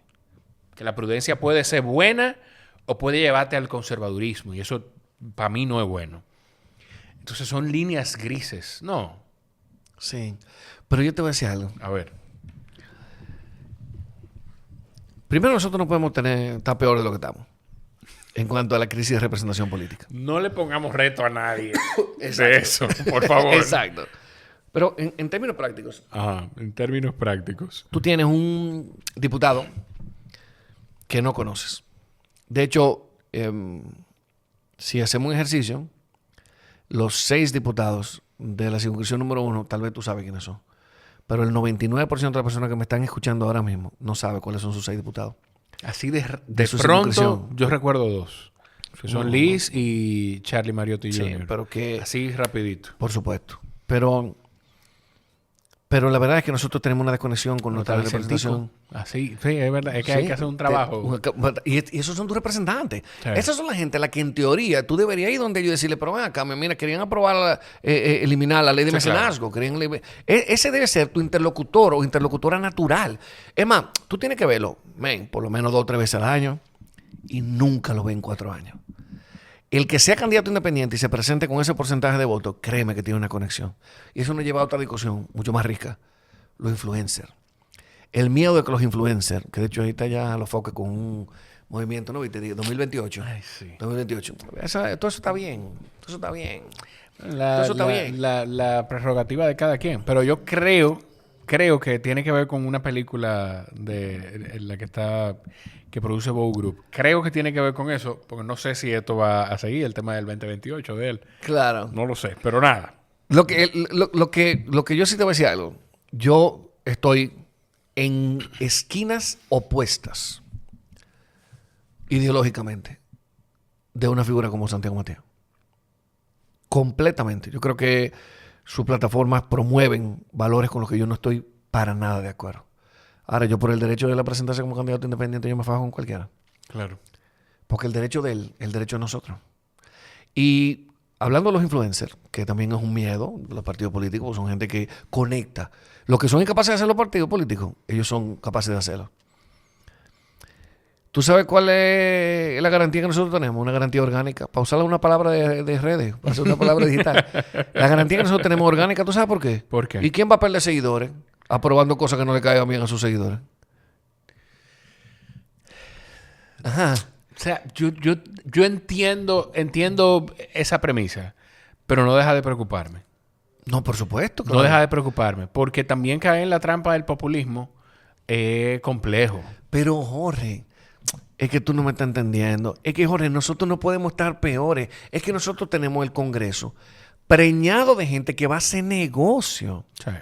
Es que nosotros tenemos un diputado que lo condenaron a 16 años de prisión por narcotráfico y le bajaron la condena porque delató. Que O sea, no sabemos nosotros tenemos todavía ahora quién, mismo- pero delató. Exactamente. Nosotros tenemos ahora mismo un director municipal de Valladolid que está siendo procesado junto con su hijo por 9.8 kilos de droga, güey. O sea, 9.8 toneladas. Toneladas de droga. O sea, lo que te quiero decir es que si nosotros tuviéramos 2 o 3 influencers, fácil que limpiamos la política, man. Esa es la verdad, porque tú sabes para qué ellos dan y para qué ellas dan. Y tú sabes a qué irían, porque si van a la política, evidentemente van con una propuesta. La política no da seguidores, al contrario. Entonces, realmente ese miedo de que nosotros tengamos influencers tomando decisiones, la verdad que no es algo que va a pasar. Ahora, lo que yo sí creo es que nosotros tenemos que mejorar sí o sí la calidad de nuestros representantes. Que nosotros ahora mismo tenemos personas que están redactando leyes, hermano. Los acuerdos de convivencia. Las leyes son la garantía de que nosotros podamos convivir en paz. Y eso lo está haciendo gente que no tiene ni la capacidad técnica, pero eso es algo que se supera porque tú puedes tener buenos asesores. Claro. Es la falta de compromiso en que nosotros avancemos como país. Entonces ya, men. Sí, ya está bueno. Ya está bueno, men. Y te escucho. Bueno, antes, porque recordé cuando tú decías lo de Santiago, que Ernesto Jiménez me dijo una vez en el podcast, citó a Voltaire, que dice, podré no estar de acuerdo con lo que dices, pero defenderé hasta la muerte tu derecho a decirlo. Eso es libertad de expresión y ahora en este caso es la libertad de elegir y ser elegible. Te escucho y yo he estado leyendo reciente, tú mencionaste a Chomsky.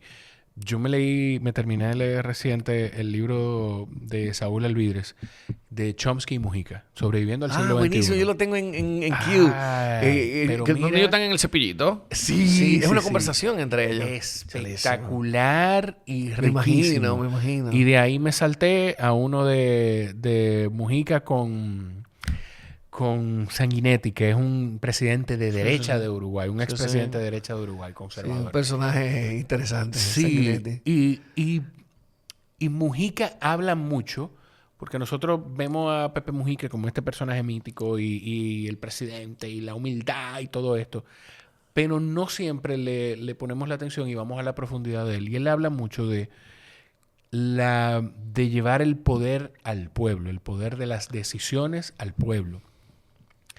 Y tiene mucho que ver, escuchándote, con este tema de las candidaturas independientes.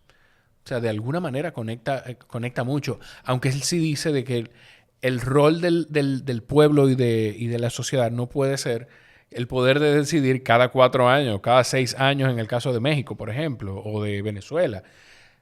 Tenemos que jugar otros roles a través de referéndum, de plebiscito y todo, iniciativa y popular. Todo esto. Sí. Claro que sí. O sea, que conecto con esa parte mucho. Completamente de acuerdo. De hecho, fíjate como nuestro sistema de partidos, con una constitución que amplió el catálogo de derechos asociados a la ciudadanía. Antes el derecho de ciudadanía era básicamente elegir y ser elegible. Ahora tenemos el derecho a presentar peticiones a los poderes públicos. Tenemos el derecho de participar en las consultas. Tenemos el derecho de iniciativa popular legislativa. Ahora pregúntame, ¿dónde está la ley? No aprueban las leyes 2010. 15 años, men. Y no se ha aprobado una ley en este país para someter los asuntos a referéndum. Una ley sencilla. Copia una ley de Chile o de Colombia. ¿A qué tú crees que obedece eso? A que no hay ningún interés en que la ciudadanía participe de manera directa, que está secuestrada la democracia, está secuestrada y de la peor forma que puede estar secuestrada, que es secuestrada sin que te pidan, sin tener posibilidades de salvarla. Un rescate. O sea, porque ni siquiera te pidan rescate. Claro. Está secuestrada la democracia en los partidos políticos y que no les interesa que participen y que es mucho más conveniente que tengamos una población desinformada, no educada, pero que además que no tenga mucho espacio de movimiento y que todas las decisiones políticas importantes las tomen en un cuarto frío la élite, principalmente la élite política republicana. Hay que ser el balaguerismo, ahora que tú lo dices. Tener una población desinformada, no educada y viviendo de las ayudas sociales. Sí. Tú sabes que a mí el tema Balaguer, yo te confieso que mi capacidad de retener objetividad se pierde. No, aquí yo trato de ser muy objetivo con el maldito Balaguer. Exacto. De verdad. Yo trato de ser muy objetivo ahí. Sí, pero yo creo que su liderazgo y eso nos lleva también a la discusión sobre la conexión. Yo creo que tú y yo vamos a coincidir en lo que sentíamos por Peña, por Jacobo. Todavía estaba muy joven cuando Jacobo, pero por Peña, por Juan Bosch, por el mismo presidente Balaguer. Eran líderes que evocaban sentimientos. Y te voy a decir algo. Para mi generación, lo que pudo representar en un momento a Leonel Fernández. O sea, un presidente tan joven con esta visión de transformación, de movernos a lo digital, pero ya. Sí. Ya. Ese gobierno, ya. Ese gobierno, cierto. Ese gobierno 96-2000 fue un gobierno espectacular. Comenzó a dar visos de, digamos que de tambaleo con el PEME, el Programa de Empleo Mínimo Eventual, que tú recordarás que movió miles de millones de pesos también para darle prácticamente dinero a los tigres que armaban las huelgas. Y eso pasó tan cerca como en 1998. Pero yo creo que sí, ese fue un gobierno de luz. Como lo fue también el gobierno del presidente Medina, el primer gobierno del presidente Medina, 2012, 2016, Sí. como lo fueron, como lo intentó ser, obviamente, este gobierno del presidente Abinader, que nos regaló muy rápido dos pasos gigantes en materia de institucionalización, que fue la independencia del Ministerio Público y el tema de compra y contratación, la independencia de la unidad de compra y contratación. Y matar, que a los políticos no les gustará esto, pero matar la incertidumbre y tener en vilo a la población desde el primer día, cuando ganó ahora para el 24-28, la presidencia, de decir, no. Es que mi legado es, y yo cada vez que tenga la oportunidad lo voy a reconocer y lo voy a mencionar, mi legado es que yo no me quiero perpetuar en el poder. Sí. Mi legado es que aquí se va a respetar lo que dice la Constitución de la República. Sí, también la decisión de debatir fue una decisión sumamente valiente. Eso es cierto. Yo tengo mis reservas en la calidad de la reforma constitucional. Yo creo que fue completamente innecesaria. Una reforma que no nos trajo nada, que al contrario, fue un retroceso esa reforma constitucional. Sí, porque para mí lo que fue completamente innecesario fue ver un grupo de congresistas caminar hasta el malecón para tirar al mar unas llaves. ¿Tú no viste eso? Sí, por el candado, aquí sí, está la llave. Ahí está el querido Pedro Catrén. Tú, el querido Pedro Catrén ahí. Ay, don Pedro. Esa es parte del show político. Wow. No, mira lo que pasa. El candado es virtual. El candado es una mentirita. Porque las cláusulas pétreas no tienen ninguna aplicación en materia constitucional. Mira, hay un tipo que se llama Manuel Sieyès, que se inventó en Francia, final del siglo XIX, una figura que se llama el pouvoir constituant, el poder constituyente. Y el poder constituyente es esa facultad que tenemos todos de tener una porción, en palabra de Jean-Jacques Rousseau, una porción de soberanía, ¿verdad? Sí. Entonces, todos, los 10.7 millones de dominicanos y dominicanas, tenemos una porción de esa soberanía, que somos ciudadanos, tenemos esa porción de esa soberanía. Y entonces, nosotros podemos decidir qué constitución nos damos. El poder constituyente es definido como un sentimiento. Oye, esto es como el tiempo, como decía San Agustín con el tiempo. Si tú me preguntas qué es el tiempo, no lo sé. Pero si no me preguntas, yo sé lo que es. Es como tratar de definir ironía. Es decir, tú sabes lo que es. Sí, y tú lo identificas. Pero bueno, definirlo es difícil. ¿Cómo te lo explico? Entonces, así mismo el poder constituyente. Pero es un poder absoluto que tú tienes de definir cuáles son las reglas de organización que tú tienes como sociedad. Pero se definen en el momento que se deciden definirse. Gracias. Ya hablaste por 1000 años. Olvídate de eso. O sea, es exacto. Eso. Entonces el candadito, cuando volvamos a reformar la Constitución, simplemente hay que quitar el candado. Eso es lo primero. Un buen cerradero. El Procurador General de la República, la independencia del Procurador General de la República, eso es mentira. El presidente, o más bien el equipo que trabajó la Constitución, al contrario, hizo un retroceso en una figura tan importante como el Procurador, porque ahora el Procurador, además de que lo nombra el presidente, porque es el único que puede presentarlo en los primeros 100 días de su mandato, se evalúa cada 2 años. ¿Y qué casos se conocen en 2 años? Para mí es un absurdo esa parte. Es una locura. La unificación de las elecciones. Qué error. Es verdad que no podíamos tener una en febrero y una en mayo. Pero en febrero y mayo no lo podíamos tener. Definitivamente es una locura. Ahora, cada 2 años, ¿por qué no tenemos elecciones cada 2 años? ¿Eso es democracia? Sí, ¿tú sientes que cada 2 años es menos? Claro que sí. Bueno, sí, porque te obliga al partido. Bueno, sí, porque pasaría como en Estados Unidos. Claro. Castigas o premias, pero lo tuvimos en República Dominicana. Sí, y castigamos y premiamos. Sí. Entonces, yo creo que es una dinámica que nosotros perdimos. Porque por el argumento que tienen los representantes, los secuestradores de la partidocracia, que al decir que era muy costoso. Bueno, pero que la vida es costosa, mi hermano. Entonces vamos a quitarle un poquito de dinero a lo que te repartimos a ti como partido político. Vamos a organizar unas elecciones que permitan que tengamos una mejor democracia. La libertad. El arrastre. Es que si un presidente tiene, un candidato presidencial tiene acogida, es natural que quiera y arrastre a todos los candidatos que van para el Congreso. El fenómeno Omar fue un fenómeno completamente atípico. Esa es la verdad. Es decir, Omar, con el que PRM contribuyó, si tú me preguntas. El PRM sí, fue atolondrada totalmente esa decisión de presentar al candidato senador que presentaron. Y olvidémonos de quién presentaron. No, una persona que goza de nuestro respeto y admiración. De quitarle la posibilidad a la senadora, a la incumbente de la posición. Completamente de acuerdo. O sea, que entiendo que hubiera desempeñado un papel mucho más digno frente a la candidatura del senador del distrito actual. Pero yo creo que, de nuevo, que fue una... Y también te dice a ti de un tema de estrategia política. Yo creo que yo hubiera sido el armador. Yo no soy el armador. Yo estoy haciendo un poco de Monday Morning quarterback. Sí, right? sí. O sea, ya el juego pasó, estamos diciendo, lo hizo mal, pero nada. Dicho, O sea, sí, pero yo como armador hubiera sacado uno de mis joyas. Yo no pierdo la capital. No se pierde la capital. ¿A quién No tú se sacas? pierde la capital. Yo hubiera sacado a Yayo. Yo hubiera sacado a Davidcito. Pero, ¿tú sabes qué? Yo creo... Tú has mencionado 2 personas. Sí. Yo creo que a esas personas quizás hasta se les presentó y prefirieron no tomarlo. Bueno, pero entonces... Yo creo que ¿cuál es eso el pasó? compromiso con el partido entonces? Yo creo que o sea, eso pasó. ¿cuál es el compromiso? Bueno, pero estamos hablando de la posibilidad de que si David no sale dentro del PRM, sea candidato independiente. Yo no creo que lo tengamos con un gran compromiso. La percepción hacia afuera no creo que sea de un gran compromiso. no, de hecho, es todavía un poquito más complejo en el sentido de que ya... Que me parece hay para mí amarres. uno de los mejores ministros de turismo de la historia. Quiero aclarar eso. Para mí es uno de los mejores ministros, si no el mejor, de la historia de este país. Y creo que pudiera tener todas las herramientas para desempeñar hacer un buen trabajo, si así lo decide en una presidencia. David Pero es yo un estoy gran hablando de la candidato. realidad que yo veo. Sí, no, por supuesto, es una percepción generalizada. David es respetuoso, David es elegante en el trato, David es un gran candidato, igual que Yayo es un gran candidato.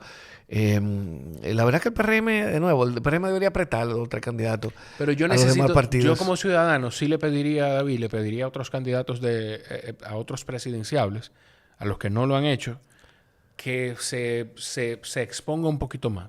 Que no sea la comunicación del político, no sea de una sola vía.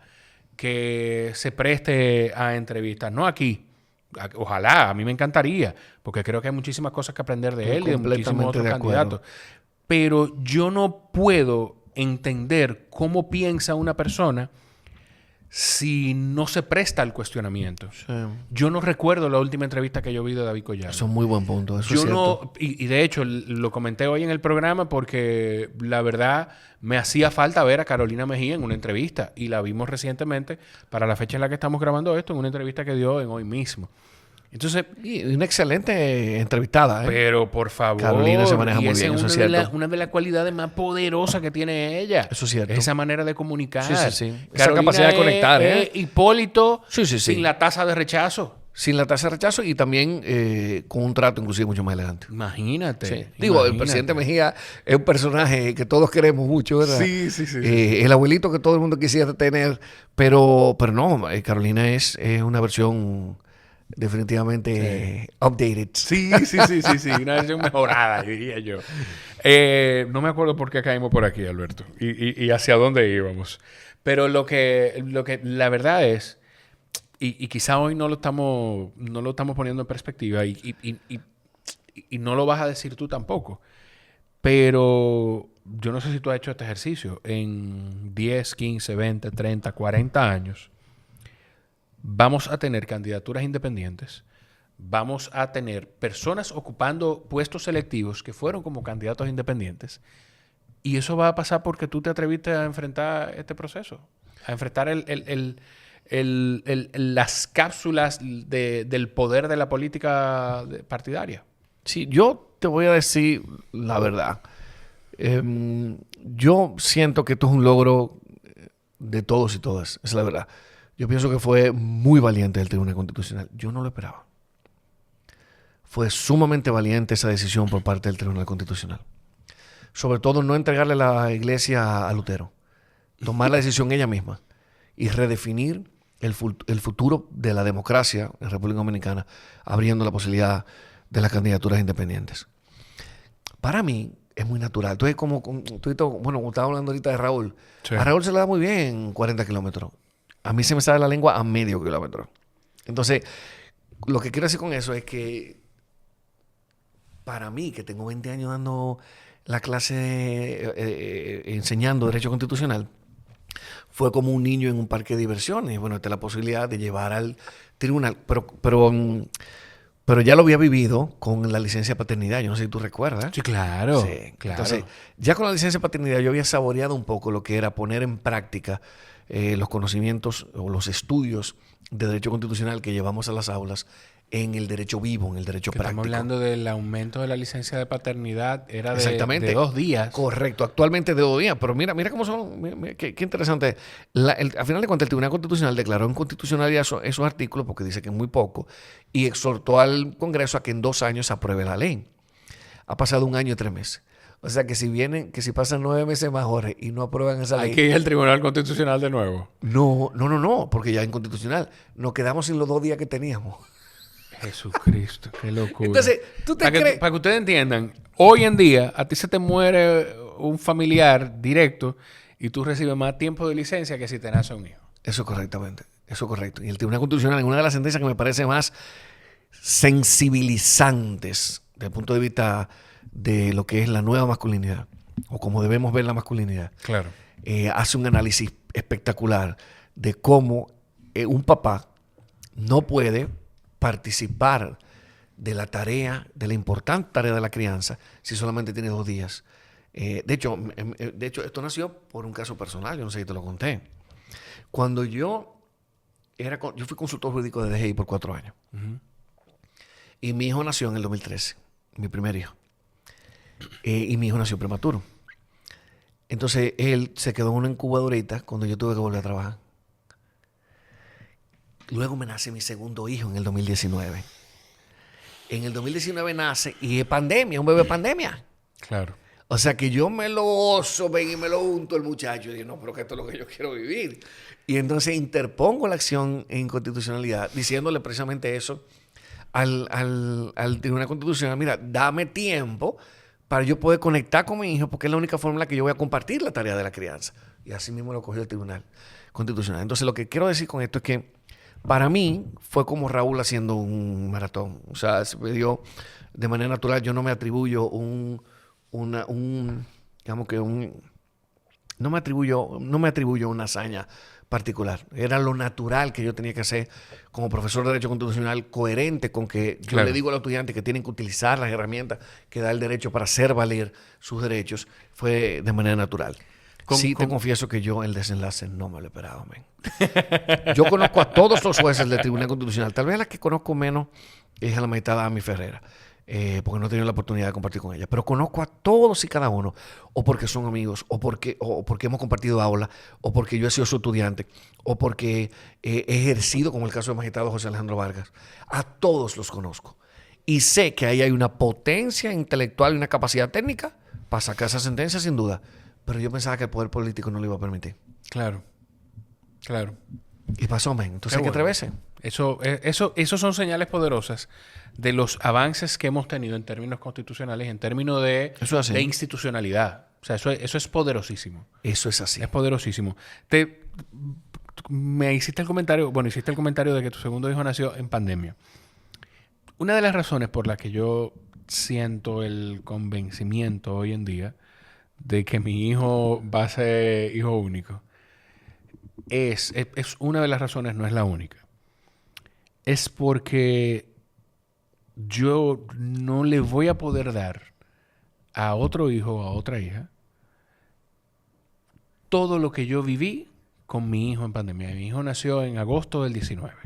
Ah, también, igual que el mío. Y yo, o sea, es que fue maravilloso Sí. Y yo lo lamento por quienes perdieron familiares, por quienes perdieron personas cercanas, Sí, claro. por quienes lo vivieron de una forma peor o una forma más difícil. En mi casa se vivió momentos complicados, incluso en términos económicos, Claro. porque yo trabajaba en turismo en ese momento para una cadena de hoteles. Pero lo que yo viví con mi hijo, yo no voy a poder dárselo a otra criatura que me nazca. Entonces, yo siento que esa es una de las razones por la que yo no creo que vaya a tener otro hijo. No lo sé. Pero hoy en día no está en mis planes. Qué interesante. No sé si eso es algo que tú pensabas en algún momento. Completamente cierto. De hecho, wow, tú me has puesto a pensar. Esa es la verdad. Es difícil. Sí. Juliana me cerró la fábrica. Si fuera por mí, honestamente, ya hubiéramos tenido la hembrita. Fuera del aire te voy a hacer un chiste que yo le hacía a la mamá del niño en aquel momento, que hoy no es prudente hacerlo. Pero yo creo que Dios te manda. Dios te Claro. manda. Ah, no, claro. Y mira qué bonito que logró eso. Yo te confieso que el bonding que yo hice con mi hijo mayor también, sobre todo porque ahí fue que desarrollamos el tema de hombre-hombre. Yo no sé si tú lo has visto. Sí, claro que sí. Claro Entonces ahí que nace hombre-hombre. Y entonces en ese momento, digamos que yo me encargo, como Julián estaba lactando, yo me tengo que encargar porque Juliana no tenía para nada espacio. Sumamente cansón toda la tarea de lactancia. Entonces yo tenía que cocinar, pero también tenía que limpiar la casa. Nosotros vivíamos en un segundo piso, en la misma José Amado Soler, o sea que por ahí entraba muchísimo polvo, o sea que yo tenía que... Y te confieso que primero descubrí mi increíble y digamos que hasta cierto punto admirable capacidad de hacer servicio doméstico. Disfruto muchísimo, lo veo como Tetris, o sea, para mí su apía como Tetris. Chulísimo. Friego, obviamente me encanta fregar, pero aprendí a cocinar. Nunca, de hecho mi suegra, aprovecho para saludarla, nunca le gustó nada que yo hiciera, Jorge. La verdad que yo cocinaba malo. Y en la pandemia tenía que hacer una cuestión de hecho, cuestiones tan básicas como arroz y habichuela. Claro. Qué interesante. Quien yo llamaba para que me dijera cómo cocinar era mi mejor amigo. Que sabe cocinar. Cool, y entonces cool, él me daba el truco de poner la cebolla con la habichuela, todos los trucos. Pero digamos que descubrí una pasión. Tengo una pasión por cocinar. Ojalá poder que tenemos cocinarte que a ti. poner la prueba. Completamente. Tenemos que poner la Ya prueba. yo sé que tu novia es carnicera. Sí, Yo sé sí, que sí, te gusta, sí, ¿a ti sí. qué te gusta a ti? Ella es carnicera y yo soy carnívoro. Ya. Tenemos que poner la No, prueba. yo me encargo de eso. Bueno, mira, Alberto, coño, yo tenía otra vaina en la cabeza a propósito de lo que estamos hablando, pero me olvidó. Si me acuerdo, te lo digo. Hay dos cosas con las que yo estoy cerrando los episodios. Sí. Que una es, a propósito de una Y ya, alianza que... pero yo vuelvo. Pero por supuesto. Ah, ok. O sea, Si no me da FOMO. No. Es que yo estoy seguro que tú vas a volver. Yo estoy seguro, convencido de que vamos a seguir Y grabando. vamos a traer buenas noticias de cómo ha ido avanzando Seguro. el espectro político. Seguro que sí. Seguro que sí. Y de nada tú te animas, hermano. Qué vaina. Vamos a enfocarnos Tú serías un esto. excelente, Reina. Vamos Tú a serías un enfocarnos excelente en diputado. esto. Vamos a enfocarnos en esto. Mira. Construimos una alianza con Billboard, que es una empresa de publicidad exterior chulísima Sí, y buenísimo. sumamente disruptiva. Y si hay alguna frase que tú quisieras que esté en las pantallas de Billboard para que los dominicanos puedan verla. Wow. A ver. Si tiene una, Qué o te interesante. puedo ir a la otra pregunta y después caemos en la frase. Sí, sería bueno. La otra pregunta. Pues te hago la otra ¿Y pregunta. una frase propia o una frase? Como tú quieras. Como tú quieras. Pero vamos a la otra pregunta. Yo tengo que construir bien eso, porque ya me ha pasado un par de veces, porque tengo que decirle a la gente, ven con una frase. Eso es un fallo en la producción. ¿Qué libro tú recomendarías como un one size fits all, un libro que cualquiera debería leerse? Puede ser de derecho, puede ser de historia, de lo que tú quieras. Y si quiere que sea más de uno, puede ser más de uno también. Bueno, mira, a mí había varios libros que me marcaron. Algunos son, te confieso que algunos son raros. Por ejemplo, mira, a mí La ejecución de Trotman, que es un libro de Turgeniev, me marcó. Me marcó la capacidad narrativa. Me marcó cómo una persona puede poner en palabras las últimas horas de vida de una persona. Me pareció fascinante. Bueno, obviamente en mi área yo tengo varios libros pero inclusive te voy a decir, a mí de lectura light, por ejemplo, a mí Stupid White Man me encantó. De Michael Stupid Moore. White Man. Stupid White Man. Ese Michael Moore me gustó. Me parece que es una lectura light, interesante. El capitalismo progresista de Stiglitz a mí me marcó también, lectura también recomendada, un poquito densa, pero El Capital de Piketty, sin duda.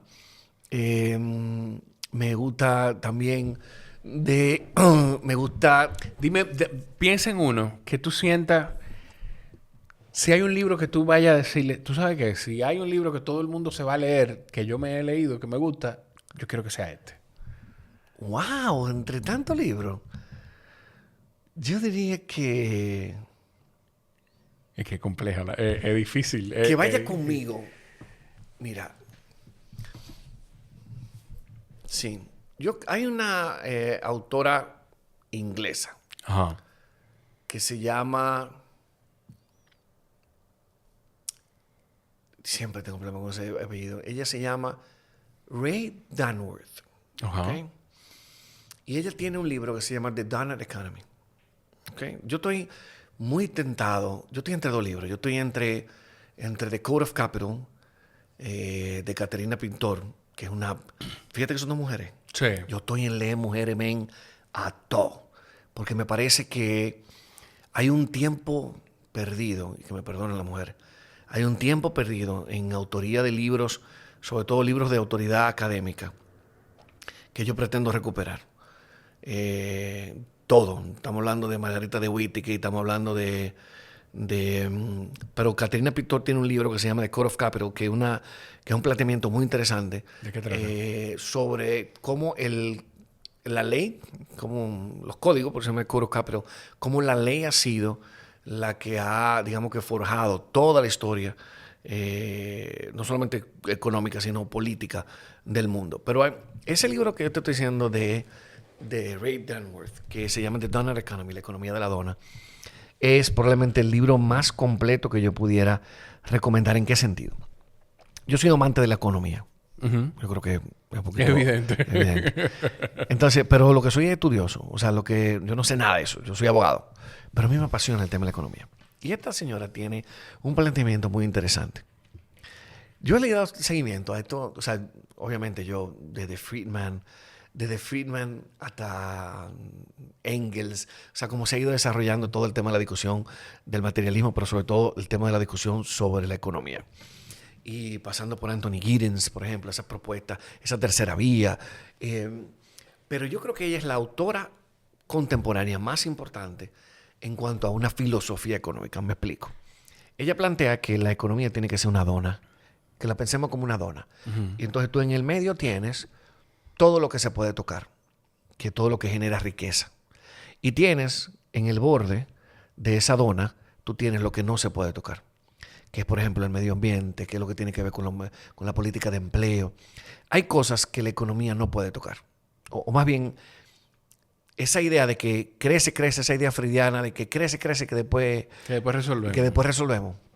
No es cierto, hay crecimiento que es dañino. Claro. Entonces ella hace un planteamiento muy interesante porque toca el tema filosófico también de cómo hay que ver la economía como una dona. Yo creo que ese sería un libro que yo recomendaría porque además tiene el toque de lo que a mí me gusta. Todo lo de Stiglitz son interesantes. Tú verás que me van a comenzar a decir progresista a partir de ahí. Pero sí, te confieso que yo tengo una vena poética. Ajá. Sí, bueno, tú lo puedes ver. Tú lo puedes ver, pero hace falta poesía en mi vida, Jorge. Ajá. Te confieso que yo leo mucho de derecho, leo constantemente, obviamente por mi trabajo. Y te confieso que leo mucho non-fiction, o sea, mucho no ficción. Y te confieso que a veces siento que debería volver a la poesía. Si tú te das cuenta, cuando cumpleaños mi mujer o cuando cumplimos aniversario, yo hago un esfuerzo por hacer una tarea poética y te confieso que sí. Ahora que tú me preguntaste esto, que hace mucho que no me lo preguntaban, creo que voy a hacer un esfuerzo porque la próxima vez que me pregunten, dentro de mis propuestas, haya libro de poesía. Mira, estaría interesante. Yo conecté con la poesía el año pasado. Alrededor del 4 o 5 de enero falleció el papá de mi mamá, mi abuelo Juanche. Y a mi abuelo le gustaba mucho la poesía. ¿Y declamaba? Sí. Ah, qué chulo. Sí. Yo no he llegado ahí. Mi abuelo era un ser ecléctico. De luz. hizo de todo. Él fue director del Aperito en un momento. Fue sastre. ¿Cómo? Escribía poesía y disfrutaba mucho. ¿Y llegó a Tengo ahí- publicar? No sé. Pero tiene el No, escrito sí, de él. tengo algunos escritos que a propósito de la víspera de su fallecimiento, pues tuvimos a mano. Pero ¿Y qué tipo de poesía? Prosada, romance, poesía. no sé. O sea, Es que la poesía tiene esa libertad. Poesía. Sí, poesía. Y yo, de nuevo, yo no sé si llamarme agnóstico o hay otro término nuevo que no es agnóstico, que es como más o sea, tengo que buscarlo el término. Sí. Pero yo hago esto porque la verdad lo comparto cada vez que tengo oportunidad, porque me pareció muy curioso. El único de los nietos que faltaba por ver a mi abuelo antes de que falleciera era yo. Y yo llegué esa noche, le leí unos poemas que al final uno piensa en poesía y uno va a lo más práctico y lo que más cerca tiene, que es Benedetti. Sí. Y le leí unos poemas que le gustaban. Hablé un rato con él, o le hablé porque él ya no reaccionaba. Y al otro día, después de que él vio a su primer nieto, ya había visto a todos sus nietos, pues mi abuelo falleció. Oye. Y fue como en paz, pero me quedé con esa, ¿cómo se llama cuando pasan los terremotos? Con esa réplica. Con esa réplica de ese pendiente de ponerle más atención a la poesía Sí. y poder conectar con eso. Yo creo que hace falta poesía en nuestras vidas, ¿no? Yo creo que sí. En nuestra vida diaria, ¿no? Ayudaría inclusive hasta llevar mejor el tránsito, ¿no? Seguro que sí. ¿Pensaste en alguna frase? Sí, yo creo que hay una frase que está un poquito ligada a lo que hemos estado discutiendo, sobre todo de las candidaturas independientes, y es que los derechos no se mendigan, se arrebatan. Buenísimo. Valiosísimo. ¿Y cuándo la veo poeta? En la semana de tu episodio semana, va a estar. dale. En la semana de tu episodio Genial. va a estar. Te la voy a compartir. Alberto, de verdad, gracias por tu No, tiempo. bien, Gracias gracias por el a ti, acercamiento. por Y la primera invitación no anula la siguiente. Ahora, yo honré esta invitación. Tú tienes que honrar la que hiciste aquí. Pero por supuesto. Bueno. Por bueno. supuesto, pero entonces tenemos que tener prueba de eso. Tenemos que poner ¿Y a quién vamos a invitar? ¿A quién vamos a invitar? Bueno, ya Me estaba tenemos- diciendo tu novia que tenemos tú- que invitarla que porque tú- ya lo que tú dijimos dijo- delante de ella. No, pero por Dios. Pero la pregunta es si tú vas. O sea, fue con ella. Invitamos al padre Luis. Aprovechemos que el padre Luis esté aquí. Buenísimo. claro Pudiera que sí. ser, pudiera ser. Pero tú me dices que tú entrevistaste a una gente que te encantó, que tú gozaste muchísimo con Charlie. Con Don Charlie. Sí. Ay, Podemos decir a Charlie. Charlie va, tú oyes. Charlie no está Don muy feliz Charlie. conmigo últimamente. Don Charlie, mira, yo te voy a contar lo que pasó. Podemos Lo que me decirle a pasó en Charlie. ese episodio. ¿Verdad? Don Charlie y yo duramos, ¿cuánto? Sí, Como me dice, fueron 2 horas y pico. 40 minutos Sí. hablando. Y yo tenía mucho tiempo que no hacía un episodio tan largo. Y me gustó. Es que o sea, Charlie me lo es fascinante, disfruté. Charlie es Me lo fascinante. disfruté. Sí, pero igual tú y yo tenemos 2 horas hablando. No me digas. Tenemos 2 horas hablando, incluida la pausa de hacer pipí. Pero tenemos 2 horas hablando. O sea que Pero podemos traerlo, Que Charlie lo- va, Charlie va. Charlie es un personaje. Comprometida, más Charlie como su carnita. En personaje. Y entonces podemos llevar a Hay que Cristal. guardarle un traguito de whisky. Para la Con carne. eso no hay Digo, ningún yo problema, me porque disfruto soy mi whiskyero. whiskycito. ¿Tú también eres whiskyero? Ay, Pero mira, sí, man. hay un compromiso. Te voy a guardar un Glenfiddich 15. Ay, coño. ¿Qué? Dime. Bien. ¿Está mal? Pero está genial. Ya. El ¿Y día qué que bebe tu grabé, novia? ¿Qué el bebe día tu novia? whisky también. Whisky. Whisky. Digo, nosotros bebemos whisky, vino, cerveza. Amplio espectro. Pero disfrutamos el whisky. Disfrutamos el whisky. Pues déjame por favor brindarte ese whisky que me ha quedado, Hay que me ha invitar a dejado Lari. cautivado. Hay que Pero invitar a Lari Larimar, más. pero si Larimar nosotros tiene que armamos algo estar así, ahí. tú sabes el lío que esa No, muchacha ay. no arma. En las Le voy a redes. mandar- hay que mandarle una foto ahora. Y Cristal, y me interesa que tú también. Claro que compartas sí, con- claro que sí, claro que Señor, sí. me pues encantaría. ya es un Y bonche se- armado. Sí. Alberto, de verdad, No, gracias. gracias, Jorge. De verdad Un que honor y... Yo joseé mi episodio. No, Yo eso joseé no es mi verdad. episodio. Eso no es verdad. Eso no es verdad. No digas eso, no es verdad. A ustedes, si llegaron hasta aquí, lo mejor que pueden hacer para respaldar este contenido es compartirlo y cada vez que lo hagan, etiqueten a Alberto en @AlbertoFitch. Fiallo. Fiallo se escribe con doble L. ¿Es así mismo? Ah, sí, así mismo. Alberto Fiallo. @Alberto Fiallo se escribe con doble L. Si usted lo va a escribir con Y, la verdad no queremos que nos siga entonces. No nos siga, está bien. No nos siga. Nada, los quiero mucho. Gracias por estar ahí. Nos escuchamos en la próxima. Bye, bye.